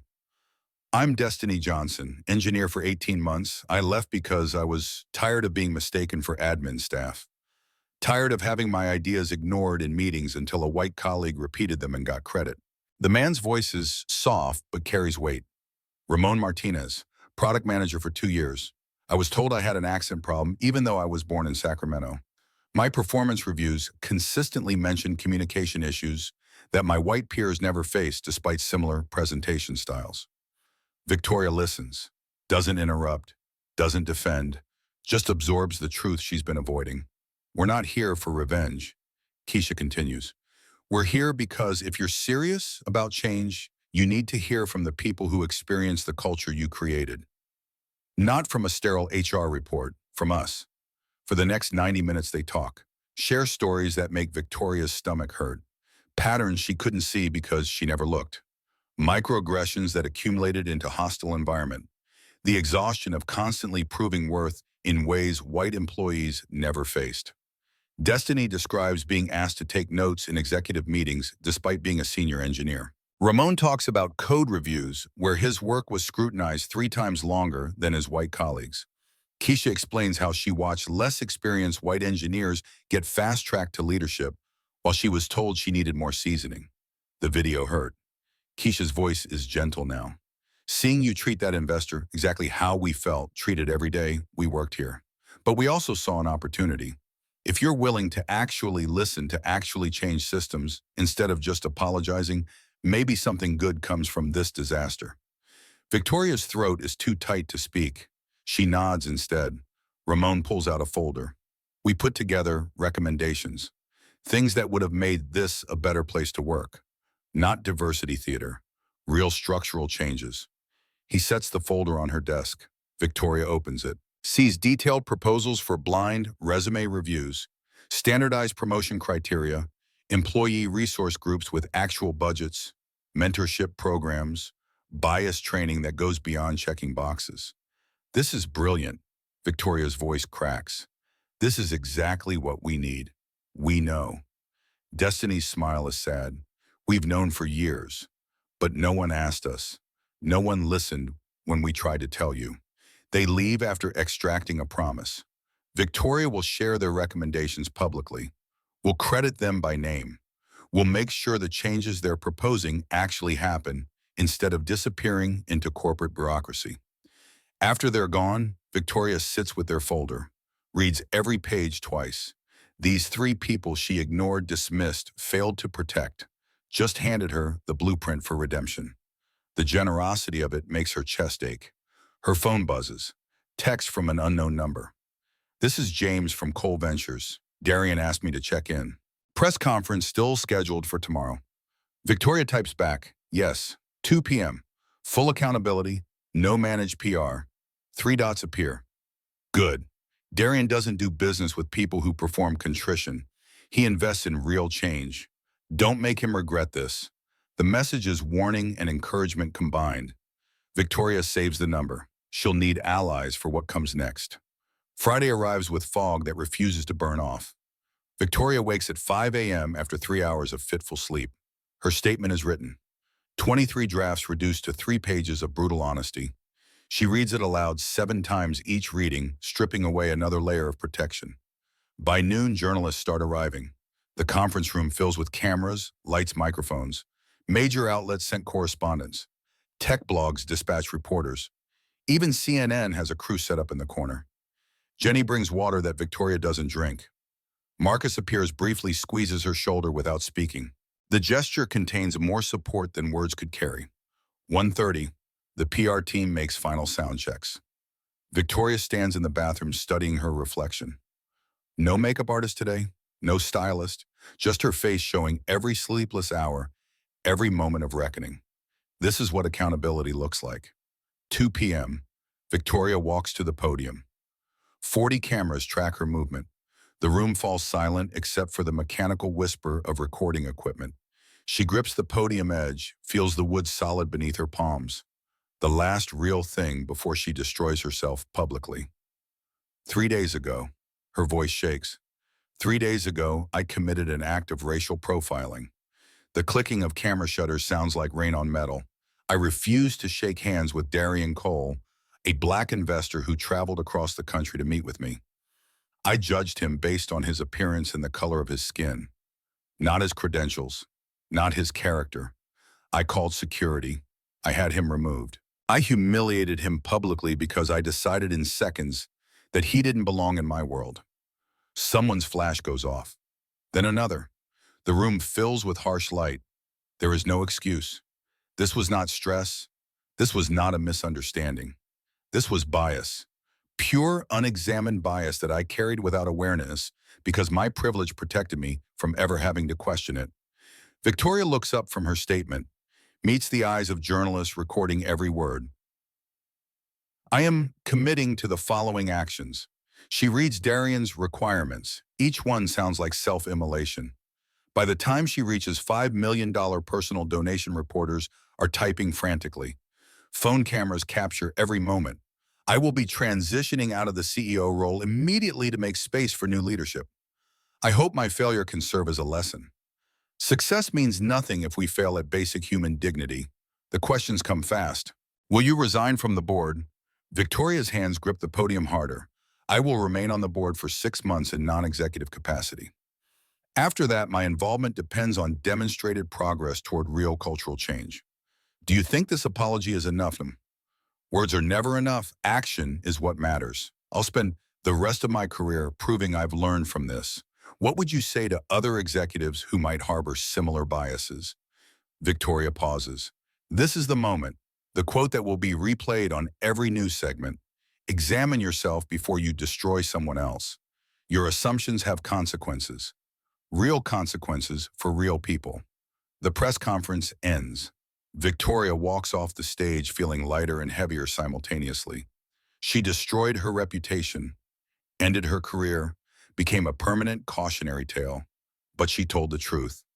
Finally, completely without protection. Her phone explodes with notifications. She ignores them all except one. Text from Darian Cole himself. That took courage. Now comes the harder part. Living up to what you promised. Victoria types back, I know. Thank you for the chance. His response is immediate. Don't thank me. Prove it. The Bloomberg headline appears first. Victoria Ashford steps down, tech industry faces reckoning. By evening, every major outlet runs the story. Not just tech blogs anymore. CNN, NPR, Washington Post. The press conference footage plays on loop, her voice admitting what most executives would hire armies of lawyers to deny. 3 days after the conference, Victoria receives the formal investment documents. Cole Ventures lawyers drafted 57 pages of requirements. Every condition Darian specified now legally binding. Victoria signs each page without reading the details. Marcus warned her the terms are unprecedented, punitive even. She doesn't care. This isn't negotiation. This is penance with quarterly review meetings. The independent cultural audit begins immediately. Cole Ventures hires Dr. Patricia Okonkwo, an organizational psychologist from Cornell, whose dissertation deconstructed bias in Silicon Valley hiring practices. Dr. Okonkwo arrives at Ashford Technologies headquarters on a Tuesday morning, carrying recording equipment and a reputation for finding rot beneath polished surfaces. Marcus gives her complete access. Employee files, promotion records, salary data, email servers. Everything.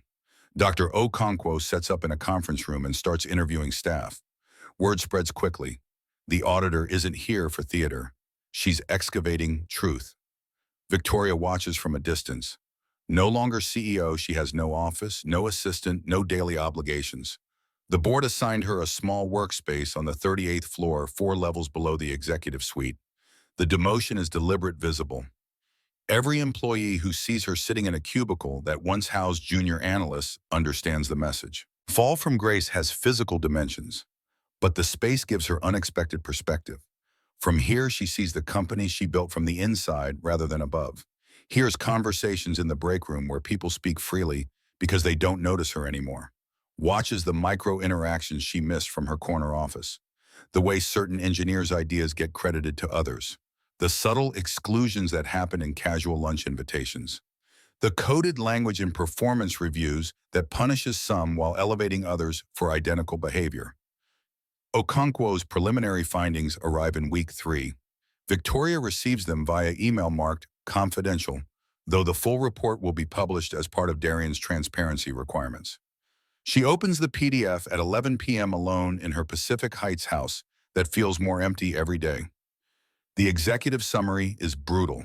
Systemic discrimination in hiring and promotion. Hostile work environment for employees of color. Retaliation against those who reported concerns. Company culture that rewarded conformity to white male upper-class norms while punishing deviation. 89 pages of documentation proving Victoria built exactly what she swore she opposed. One section focuses on exit interviews from the past 3 years.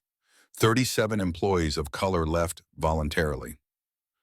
Their reasons, when aggregated, form a damning pattern. Felt invisible. Ideas consistently overlooked. Assumed to be less qualified. Mistaken for support staff. Asked to represent entire racial groups in diversity discussions. Expected to educate white colleagues about racism while doing their actual jobs. Victoria reads until 3 a.m. Each page feels like swallowing glass. This is her legacy, not the technology platform or the revenue growth. This, a company where talented people of color work twice as hard for half the recognition, before leaving exhausted and demoralized. Her phone rings at 7 a.m. She hasn't slept. Okonkwo's voice is professionally neutral. Ms. Ashford, I wanted to discuss the report before it goes public next week. Victoria's stomach clenches. Public means journalists, means more headlines, means the viral video was just the opening act. I read it. The words scrape out. It's worse than I thought. It's consistent with what I see in most tech companies.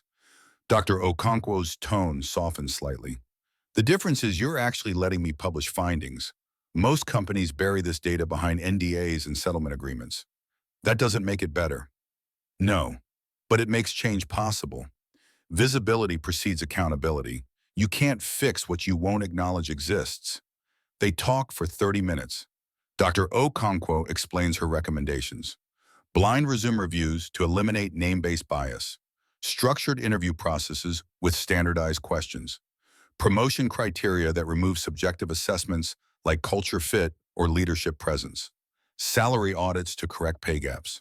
Employee resource groups with actual budgets and executive sponsors who show up. Bias training that goes beyond watching videos and checking boxes. The changes will cost money, significant money. They'll slow down hiring processes. They'll create friction in systems designed for speed. Some executives will resist. Some employees will complain about reverse discrimination. The work will be uncomfortable, messy, ongoing. Victoria commits to everything. She has no choice, but more than that, she has no desire to choose differently. The person who built this toxic culture is dead. The person sitting in a cubicle on the 38th floor has to be better. Week 5 brings legal consequences. 3 former employees file a class action discrimination lawsuit. Keisha Williams, Destiny Johnson, and Ramon Martinez, the same 3 who visited Victoria before the press conference, now represent 47 plaintiffs. The complaint is 93 pages documenting systematic discrimination across hiring, promotion, compensation, and workplace environment. Victoria's first instinct is to call lawyers Mount Defense Protect assets. Then she reads the complaint. Every allegation is true. The documentation is meticulous. Email chains where she wrote culture, fit concerns about candidates of color. Promotion committees where she questioned whether minority employees projected the right image for leadership. Performance reviews where she described Black employees as aggressive and Latino employees as having communication challenges, while praising white employees for identical behaviors as assertive and direct. She calls Marcus instead. The lawsuit. We should settle. Marcus is quiet for a long moment. The board will want to fight. Limited liability precedent concerns the arguments. I know. I also know they're right about everything. Fighting means putting these people through depositions. Discovery trial. Making them relive trauma we caused just to save money and reputation we don't deserve to keep. Settlement talks begin the next week. Victoria insists on attending despite her lawyer's advice. The plaintiff's attorney is a Black woman named Michelle Bradford who built her career on employment discrimination cases. She's formidable, precise, uninterested in Victoria's redemption narrative. My clients want 3 things. Michelle's voice is sharp in the mediation room. Financial compensation for lost wages and emotional distress. Public acknowledgement of systemic discrimination. And binding commitments to structural change so the next generation of Black and brown employees doesn't endure what they did. Victoria agrees to everything before negotiating details. The financial settlement is 7 figures paid from her personal assets rather than company funds. The public acknowledgement is a joint statement describing specific discriminatory practices. The structural commitments mirror Dr. Okonkwo's recommendations with added enforcement mechanisms. During a break, Keisha Williams approaches Victoria in the hallway. They haven't spoken since the office visit. You didn't fight. Keisha's expression is complicated. We expected months of legal warfare. Fighting means telling you your experiences weren't real. Victoria meets her eyes. I already did that for 3 years. I'm done lying to protect myself. Keisha studies her for a long moment. This doesn't make us friends, right? This doesn't erase the harm. I know. I'm not looking for absolution. I'm trying to do what should have been done years ago. Good. Because my community doesn't owe you forgiveness. We just want the system to stop grinding us down. The settlement finalizes in week 8. News coverage is extensive. Some outlets praise Victoria's accountability. Others correctly point out that rich white woman writes check to avoid prison for discrimination isn't redemption, it's privilege. Victoria reads every article without defending herself. Both narratives are true. Month 3 brings unexpected alliance. 12 major tech companies announce similar cultural audits after Ashford's report goes public. Some do it voluntarily, recognizing their own systemic issues. Others do it because employees mobilize, organize, demand transparency. Slack channels fill with workers comparing notes about discrimination. Twitter threads expose patterns across the industry. The Ashford video became catalyst for something larger. Venture capital firms start requiring DEI metrics in portfolio company reports. Not suggestions anymore. Requirements. Founders pitching for funding now face questions about diversity, hiring, promotion rates, pay equity. Some VCs who previously ignored these issues suddenly care because reputation risk became financial risk. Darian Cole's influence ripples through these changes. He speaks at conferences, writes op-eds, uses his platform to demand accountability. His message is, consistent diversity isn't social justice. Theater, it's business imperative. Homogeneous teams miss opportunities, ignore markets, build products that serve narrow demographics. Companies that can't see past privilege leave money and innovation on the table. Victoria watches from the margins. No longer CEO, no longer invited to conferences or panels. Her LinkedIn messages fill with journalists wanting interviews about her transformation. She declines everything. This isn't her story to tell anymore. She's supporting character and narratives about people harmed by systems she maintained. The bias coaching begins in month 4. Darian's requirements included 6 months intensive work with Dr. Kesha Moore, a DEI consultant whose client list includes Fortune 500 companies trying to avoid becoming viral cautionary tales. Their first session happens via video call because Dr. Moore works from Atlanta. You've been in tech 20 years. Dr. Moore's voice carries professional skepticism. How is this the first time you're confronting your biases? Victoria sits in her home office camera, showing her face but not the empty house stretching behind her. I thought voting Democrat was enough, donating to social justice causes, hiring some people of color, and calling it diversity. That's passive allyship. Dr. Moore leans closer to her camera. What Darian experienced was active harm. The difference matters. Victoria's voice cracks.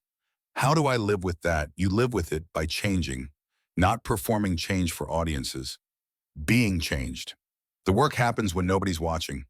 When there's no viral video, no press conference, no redemption narrative. Just daily choices to be less harmful. The sessions continue weekly. Dr. Moore assigns homework. Reading by Black scholars about structural racism. Documentaries about bias in hiring. Exercises in recognizing coded language and unconscious assumptions. Victoria does the work with desperate focus, like studying for an exam where failure means remaining the person who refused to shake Darian Cole's hand. One assignment requires mapping her own socialization, identifying where biases originated. Victoria traces patterns back to childhood. The private schools where her only classmates of color were scholarship students. The country clubs that admitted one black family and congratulated themselves on integration. The casual dinner table conversations where her parents discussed those people with liberal concern that masked fundamental belief that their family earned success while others simply hadn't tried hard enough. She calls her mother for the first time since their fight. Catherine Ashford answers on the 5th ring. I'm working with a bias coach. Victoria doesn't ease into the conversation. Learning about where my assumptions came from. I need to ask you something. Her mother's silence is icy. Did you and Dad ever examine your own privilege? Ever question whether our success came from merit or from advantages built on exclusion? Privilege. Catherine's laugh is bitter. We worked for everything. Your grandfather came to California with nothing. He came with whiteness. Victoria's voice is steadier than expected. That's not nothing. That's entry to neighborhoods that redlined black families. Access to bank loans that people of color couldn't get. Protection from discrimination that shapes every generation. We built wealth on systems designed to exclude others. If you've called to lecture me about white guilt, I'm calling to understand how I learned to see the world. How I internalized biases you and Dad never questioned. How I built a company culture that hurt people because I was taught that meritocracy is real when it's actually mythology protecting privilege. Catherine hangs up. Victoria sits holding the phone, feeling the final thread connecting her to her parents fray and snap. This is the cost of change. Losing people who need you to stay who you were so they don't have to examine who they are. Dr. Moore reviews Victoria's family history in their next session. You're unpacking generational patterns. That's deeper work than most people attempt. But understanding origin stories doesn't erase accountability for your choices. I know. Victoria's exhaustion runs bone deep. I'm not trying to excuse anything, just trying to understand so I can be different. Being different requires surrender. Dr. Moore's voice is gentle but uncompromising. Surrender of certainty, surrender of defensiveness, surrender of the stories we tell ourselves about being good people. You can't hold on to your identity as someone who isn't racist while acknowledging racist actions. Something has to break. Something did break. Victoria hears herself say, "The person who had Darian removed from that hotel is dead. I'm trying to figure out who's left." Good, that's where the work begins. Meanwhile, Darian Cole expands his mission. The Black Founder Fund grows from initial $50 million to $250 million in 6 months. Corporate sponsors contribute. Wealthy individuals donate. Other VCs join as limited partners, recognizing that investing in overlooked founders isn't charity, it's capturing opportunities that homogeneous networks miss. 47 companies receive funding in the first year. 89% are still operating successfully. They've created 2,300 jobs. The portfolio companies span industries from healthcare to finance to education technology. Proving what Darian already knew, talent is distributed equally, but opportunity isn't. He speaks at a conference for Black entrepreneurs in Houston. The ballroom is packed. Victoria watches the live stream from her cubicle at Ashford Technologies, volume low, so colleagues don't notice. The system wants you to play by rules that weren't written for you. Darian's voice fills the ballroom. Sometimes the most radical thing you can do is just be yourself. Show up as you are. If they respect you, great. If they don't, you just saved yourself years of working with the wrong people. Applause thunders through the speakers. Victoria closes the window before the Q&A begins. Watching him feels like observing from the opposite side of an uncrossable distance. He's building while she's demolishing. He's creating opportunity while she's cataloging the ways she destroyed it. The work happens in parallel, but they occupy different universes. Month 9 brings documentary release. Netflix produced a feature called Mistaken Identity, Race, and Power in Silicon Valley. It opens with security footage from the 4 seasons. Grainy but devastatingly clear. Victoria pointing mouth, moving with words everyone now knows by heart. Get this man out of here. The documentary includes interviews with 15 people. Former Ashford employees with faces and shadow voices digitally altered. They describe the culture Victoria created, being mistaken for admin staff, having ideas ignored until white colleagues repeated them, facing scrutiny that others never encountered. The exhaustion of constantly proving worth. Ramon Martinez appears without disguise using his real name. His section is brutal. I was told I had an accent problem. I was born in California. My parents were born in California. My grandparents came from Mexico in the 60s, became citizens, built a life. But because my last name is Martinez, suddenly I have communication issues that need addressing. Destiny Johnson's segment focuses on intersectionality, being both Black and a woman in tech spaces designed by and for white men. Every meeting felt like performing. Code switching my speech patterns, softening my natural volume so I wouldn't be called aggressive. Watching white women cry in conflicts and receive comfort, while my legitimate grievances got labeled as attitude problems. The emotional labor was exhausting. Victoria appears too. The filmmaker asked hard questions. She answered honestly. Do you understand that what you did was racial profiling? Her face fills the screen, showing every sleepless night since the incident. Yes, I saw a Black man dressed casually and made an instant judgment. I didn't see a person, I saw a stereotype. Then I weaponized my power to remove him because his presence made me uncomfortable in ways I couldn't articulate. That's racism. Textbook institutional normalized racism. Some people say you only apologize because you got caught. They're probably right. Victoria's voice is flat. If Darian hadn't been a billionaire, I never would have faced consequences. That's the problem. The system protects people like me. My failure is I needed public humiliation to finally see what I'd been doing privately for years. The documentary goes viral. 12 million views in the first month. Business schools add it to curricula.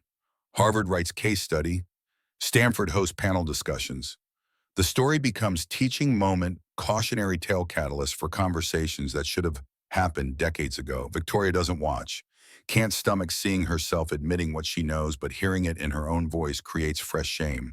Friends text saying it's powerful, honest, necessary. She doesn't respond.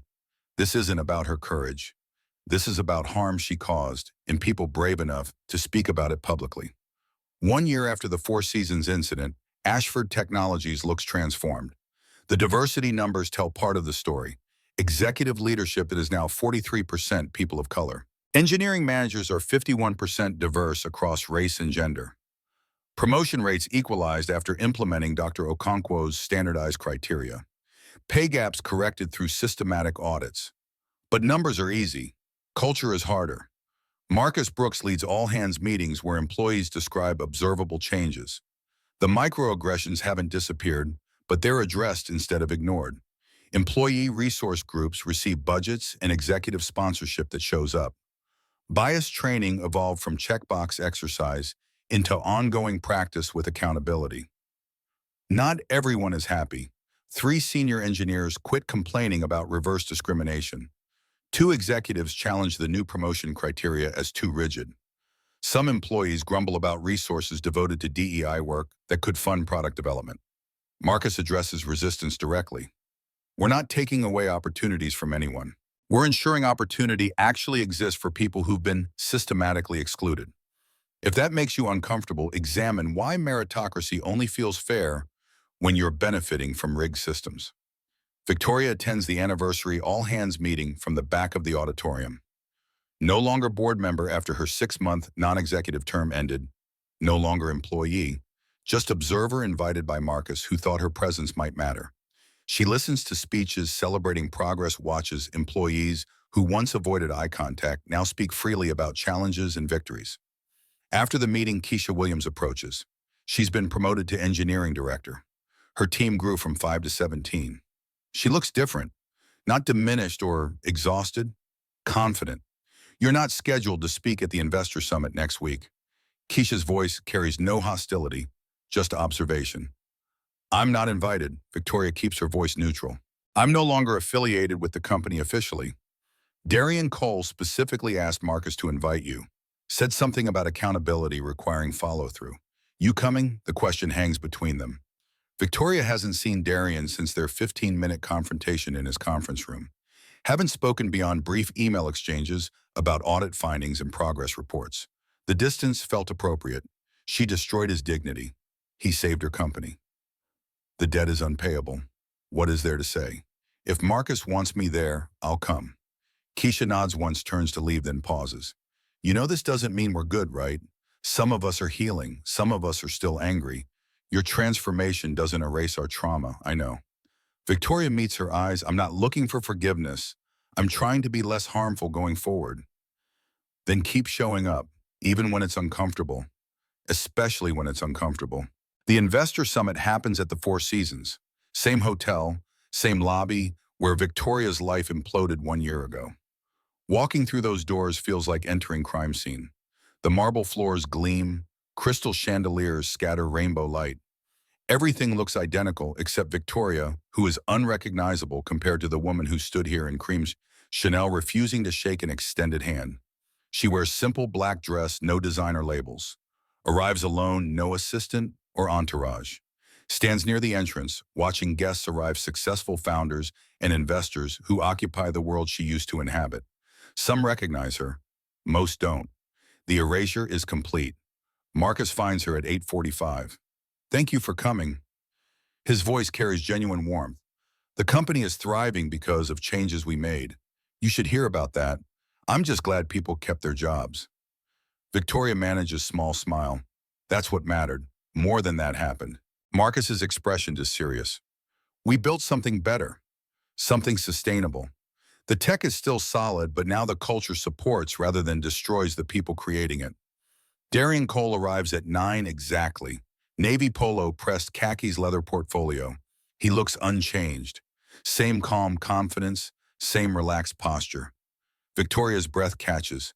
She hasn't seen him in person for 12 months. The distance hasn't softened the memory of what she did. Their eyes meet across the lobby. Darian's expression is unreadable. He nods once, a simple acknowledgement of presence, then turns to greet Marcus. They walk together toward the ballroom where the summit will begin. Victoria follows at a distance, feeling like ghost haunting scene of her own destruction. The program starts with Marcus's keynote. He outlines company transformation. Revenue up 127%. Employee satisfaction increased from 2.8 to 4.2 out of 5. But numbers only tell part of the story. Marcus shifts focus to cultural metrics. Innovation proposals from diverse teams increased 63%. Retention of employees of color improved 48%. The changes weren't just ethical, they were profitable. After Marcus, Darian takes the stage. His presence commands attention without demanding it. He speaks about the Black Founder Fund, about systemic change versus performative diversity, about how capital flows follow pattern recognition, and pattern recognition reflects whoever holds capital. I dressed casually to a meeting 1 year ago, not because I didn't respect the business. I dressed that way to see if people could look past surface presentation and recognize substance. His voice fills the ballroom. One person failed that test spectacularly, but her failure created opportunity for teaching moment that rippled through an entire industry. He doesn't say Victoria's name. Doesn't need to. Everyone knows the story. Cameras swing toward her sitting in the back row. She keeps her face neutral, absorbing judgment she deserves. Accountability isn't a moment. Darian continues. It's practice. Daily choices to examine bias, question assumptions, build systems that expand rather than restrict opportunity. Some people in this room watched the video and felt satisfied that a powerful person faced consequences. That satisfaction is misplaced. The goal isn't punishing individuals. The goal is transforming structures that enable those individuals to cause harm in the first place. Applause fills the ballroom. Victoria doesn't clap, just sits with hands folded, listening to Darian articulate the work she's still learning to do. The panel discussion includes Darian, Marcus, and Dr. Okonkwo. A Bloomberg moderator asks about sustainability, whether the changes at Ashford Technologies will last or fade when attention moves to the next scandal. Marcus answers first. We embedded changes into company operating procedures. Diversity metrics tied to executive compensation. Promotion committees include employee resource group representatives. Anonymous feedback mechanisms exist with a third-party review to prevent retaliation. The structure ensures accountability even when enthusiasm wanes. Dr. Okonkwo adds context. Most companies treat DEI as bolt-on rather than integrated system design. They hire diversity officers but don't give them authority. They create policies but don't enforce consequences. Ashford transformed because leadership actually surrendered power to create more equitable power distribution. The moderator turns to Darian. You invested despite Victoria Ashford's behavior. Some criticize that decision. Do you regret it? Darian pauses, choosing words carefully. I don't regret giving 3,000 people a chance to keep their jobs. I don't regret pushing for systemic change that created blueprint other companies now follow. Do I regret working with someone who treated me with such contempt? That's more complicated. He looks directly at Victoria in the back row. Their eyes lock across the crowded ballroom. What I've observed is someone doing the hardest work, not for cameras or headlines, just grinding through uncomfortable truth about herself and systems she perpetuated. That work is ongoing. Ask me in 5 years if the changes lasted. Ask in 10. Transformation isn't press conference. It's decades of choosing differently. The panel ends. Guests break for networking coffee conversations about startups and funding rounds. Victoria stays seated, unsure if she should leave or stay. The ambiguity feels appropriate. She exists in liminal space between who she was and who she's becoming. No clear role, no defined purpose beyond being less harmful. A shadow falls across her seat. Darian stands in the aisle, portfolio under his arm, expression neutral. Walk with me, it's not a question. Victoria stands, follows him out of the ballroom into the Four Seasons lobby, the same lobby where security escorted him out. The same marble floors, the same chandeliers, history folding back on itself. They stand near the windows where Victoria was laughing with Klaus 1 year ago. Early sun burns through morning fog. The city beyond the glass is waking up indifferent to personal reckoning happening within hotel walls. You've been quiet for 12 months. Darian's voice is conversational, no accusation, no speeches at conferences, no interviews, no redemption tour. That's not my story to tell. Victoria keeps her eyes on the window. I caused harm. Other people are healing from it. They don't need me performing transformation for applause. Smart. Darian nods slightly. Most people in your position would hire a PR firm, write memoir, do TED Talk about lessons learned. You disappeared instead. I'm working with Dr. Moore, doing the readings, examining biases I didn't know I carried, trying to figure out how to be human in ways that don't hurt people. How's that going? It's hard. Victoria's voice is quiet. Every time I think I've identified a bias, I find 3 more underneath. Every time I feel like I've changed. Something happens that shows me I'm still learning. The work has no endpoint. Good. Darian's tone is approving. The people who think they have arrived are the most dangerous.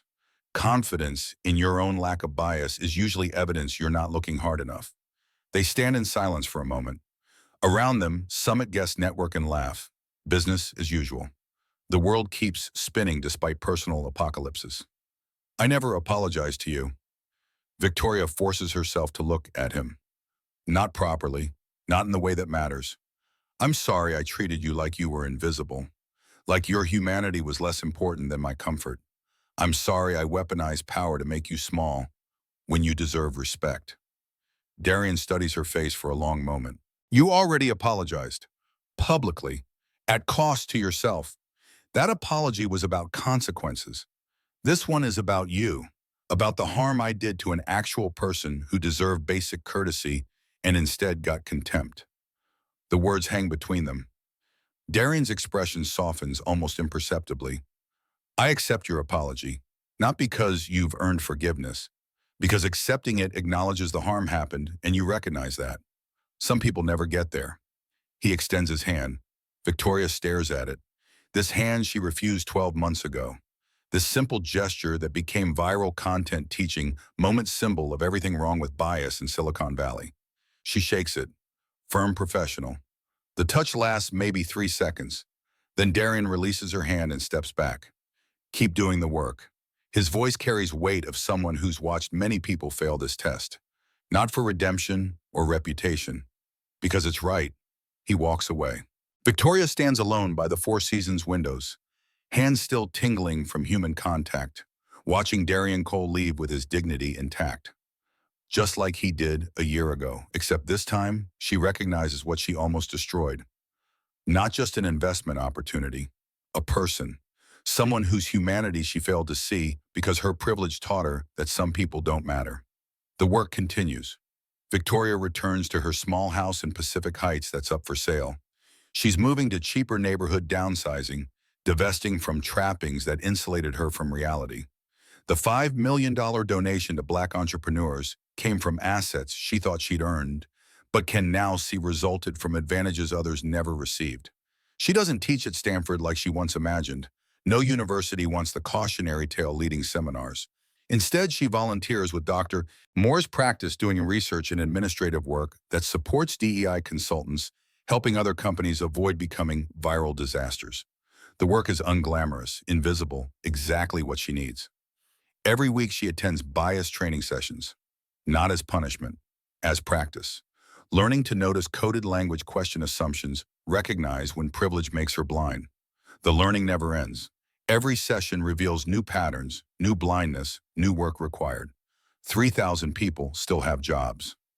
Marcus Brooks leads the company towards sustainable growth that doesn't require destroying employees to profit shareholders.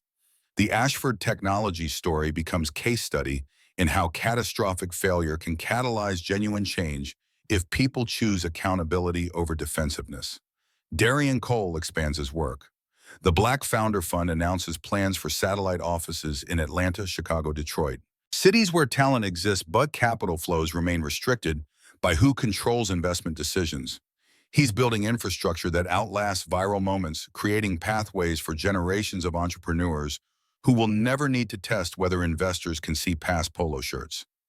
Victoria watches from the margins, not seeking credit, not claiming victory, just showing up to do work that matters regardless of whether anyone notices.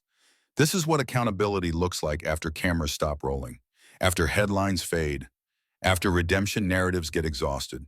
Just daily practice of being less harmful, more aware, finally awake to systems she perpetuated while believing herself immune to their ugliness. The person who refused to shake Darian Cole's hand is dead. The person left behind is still learning what it means to be human in ways that don't require others to be less than human for her comfort. The work continues. It always continues. Transformation isn't destination. It's direction, and Victoria finally knows which way to walk.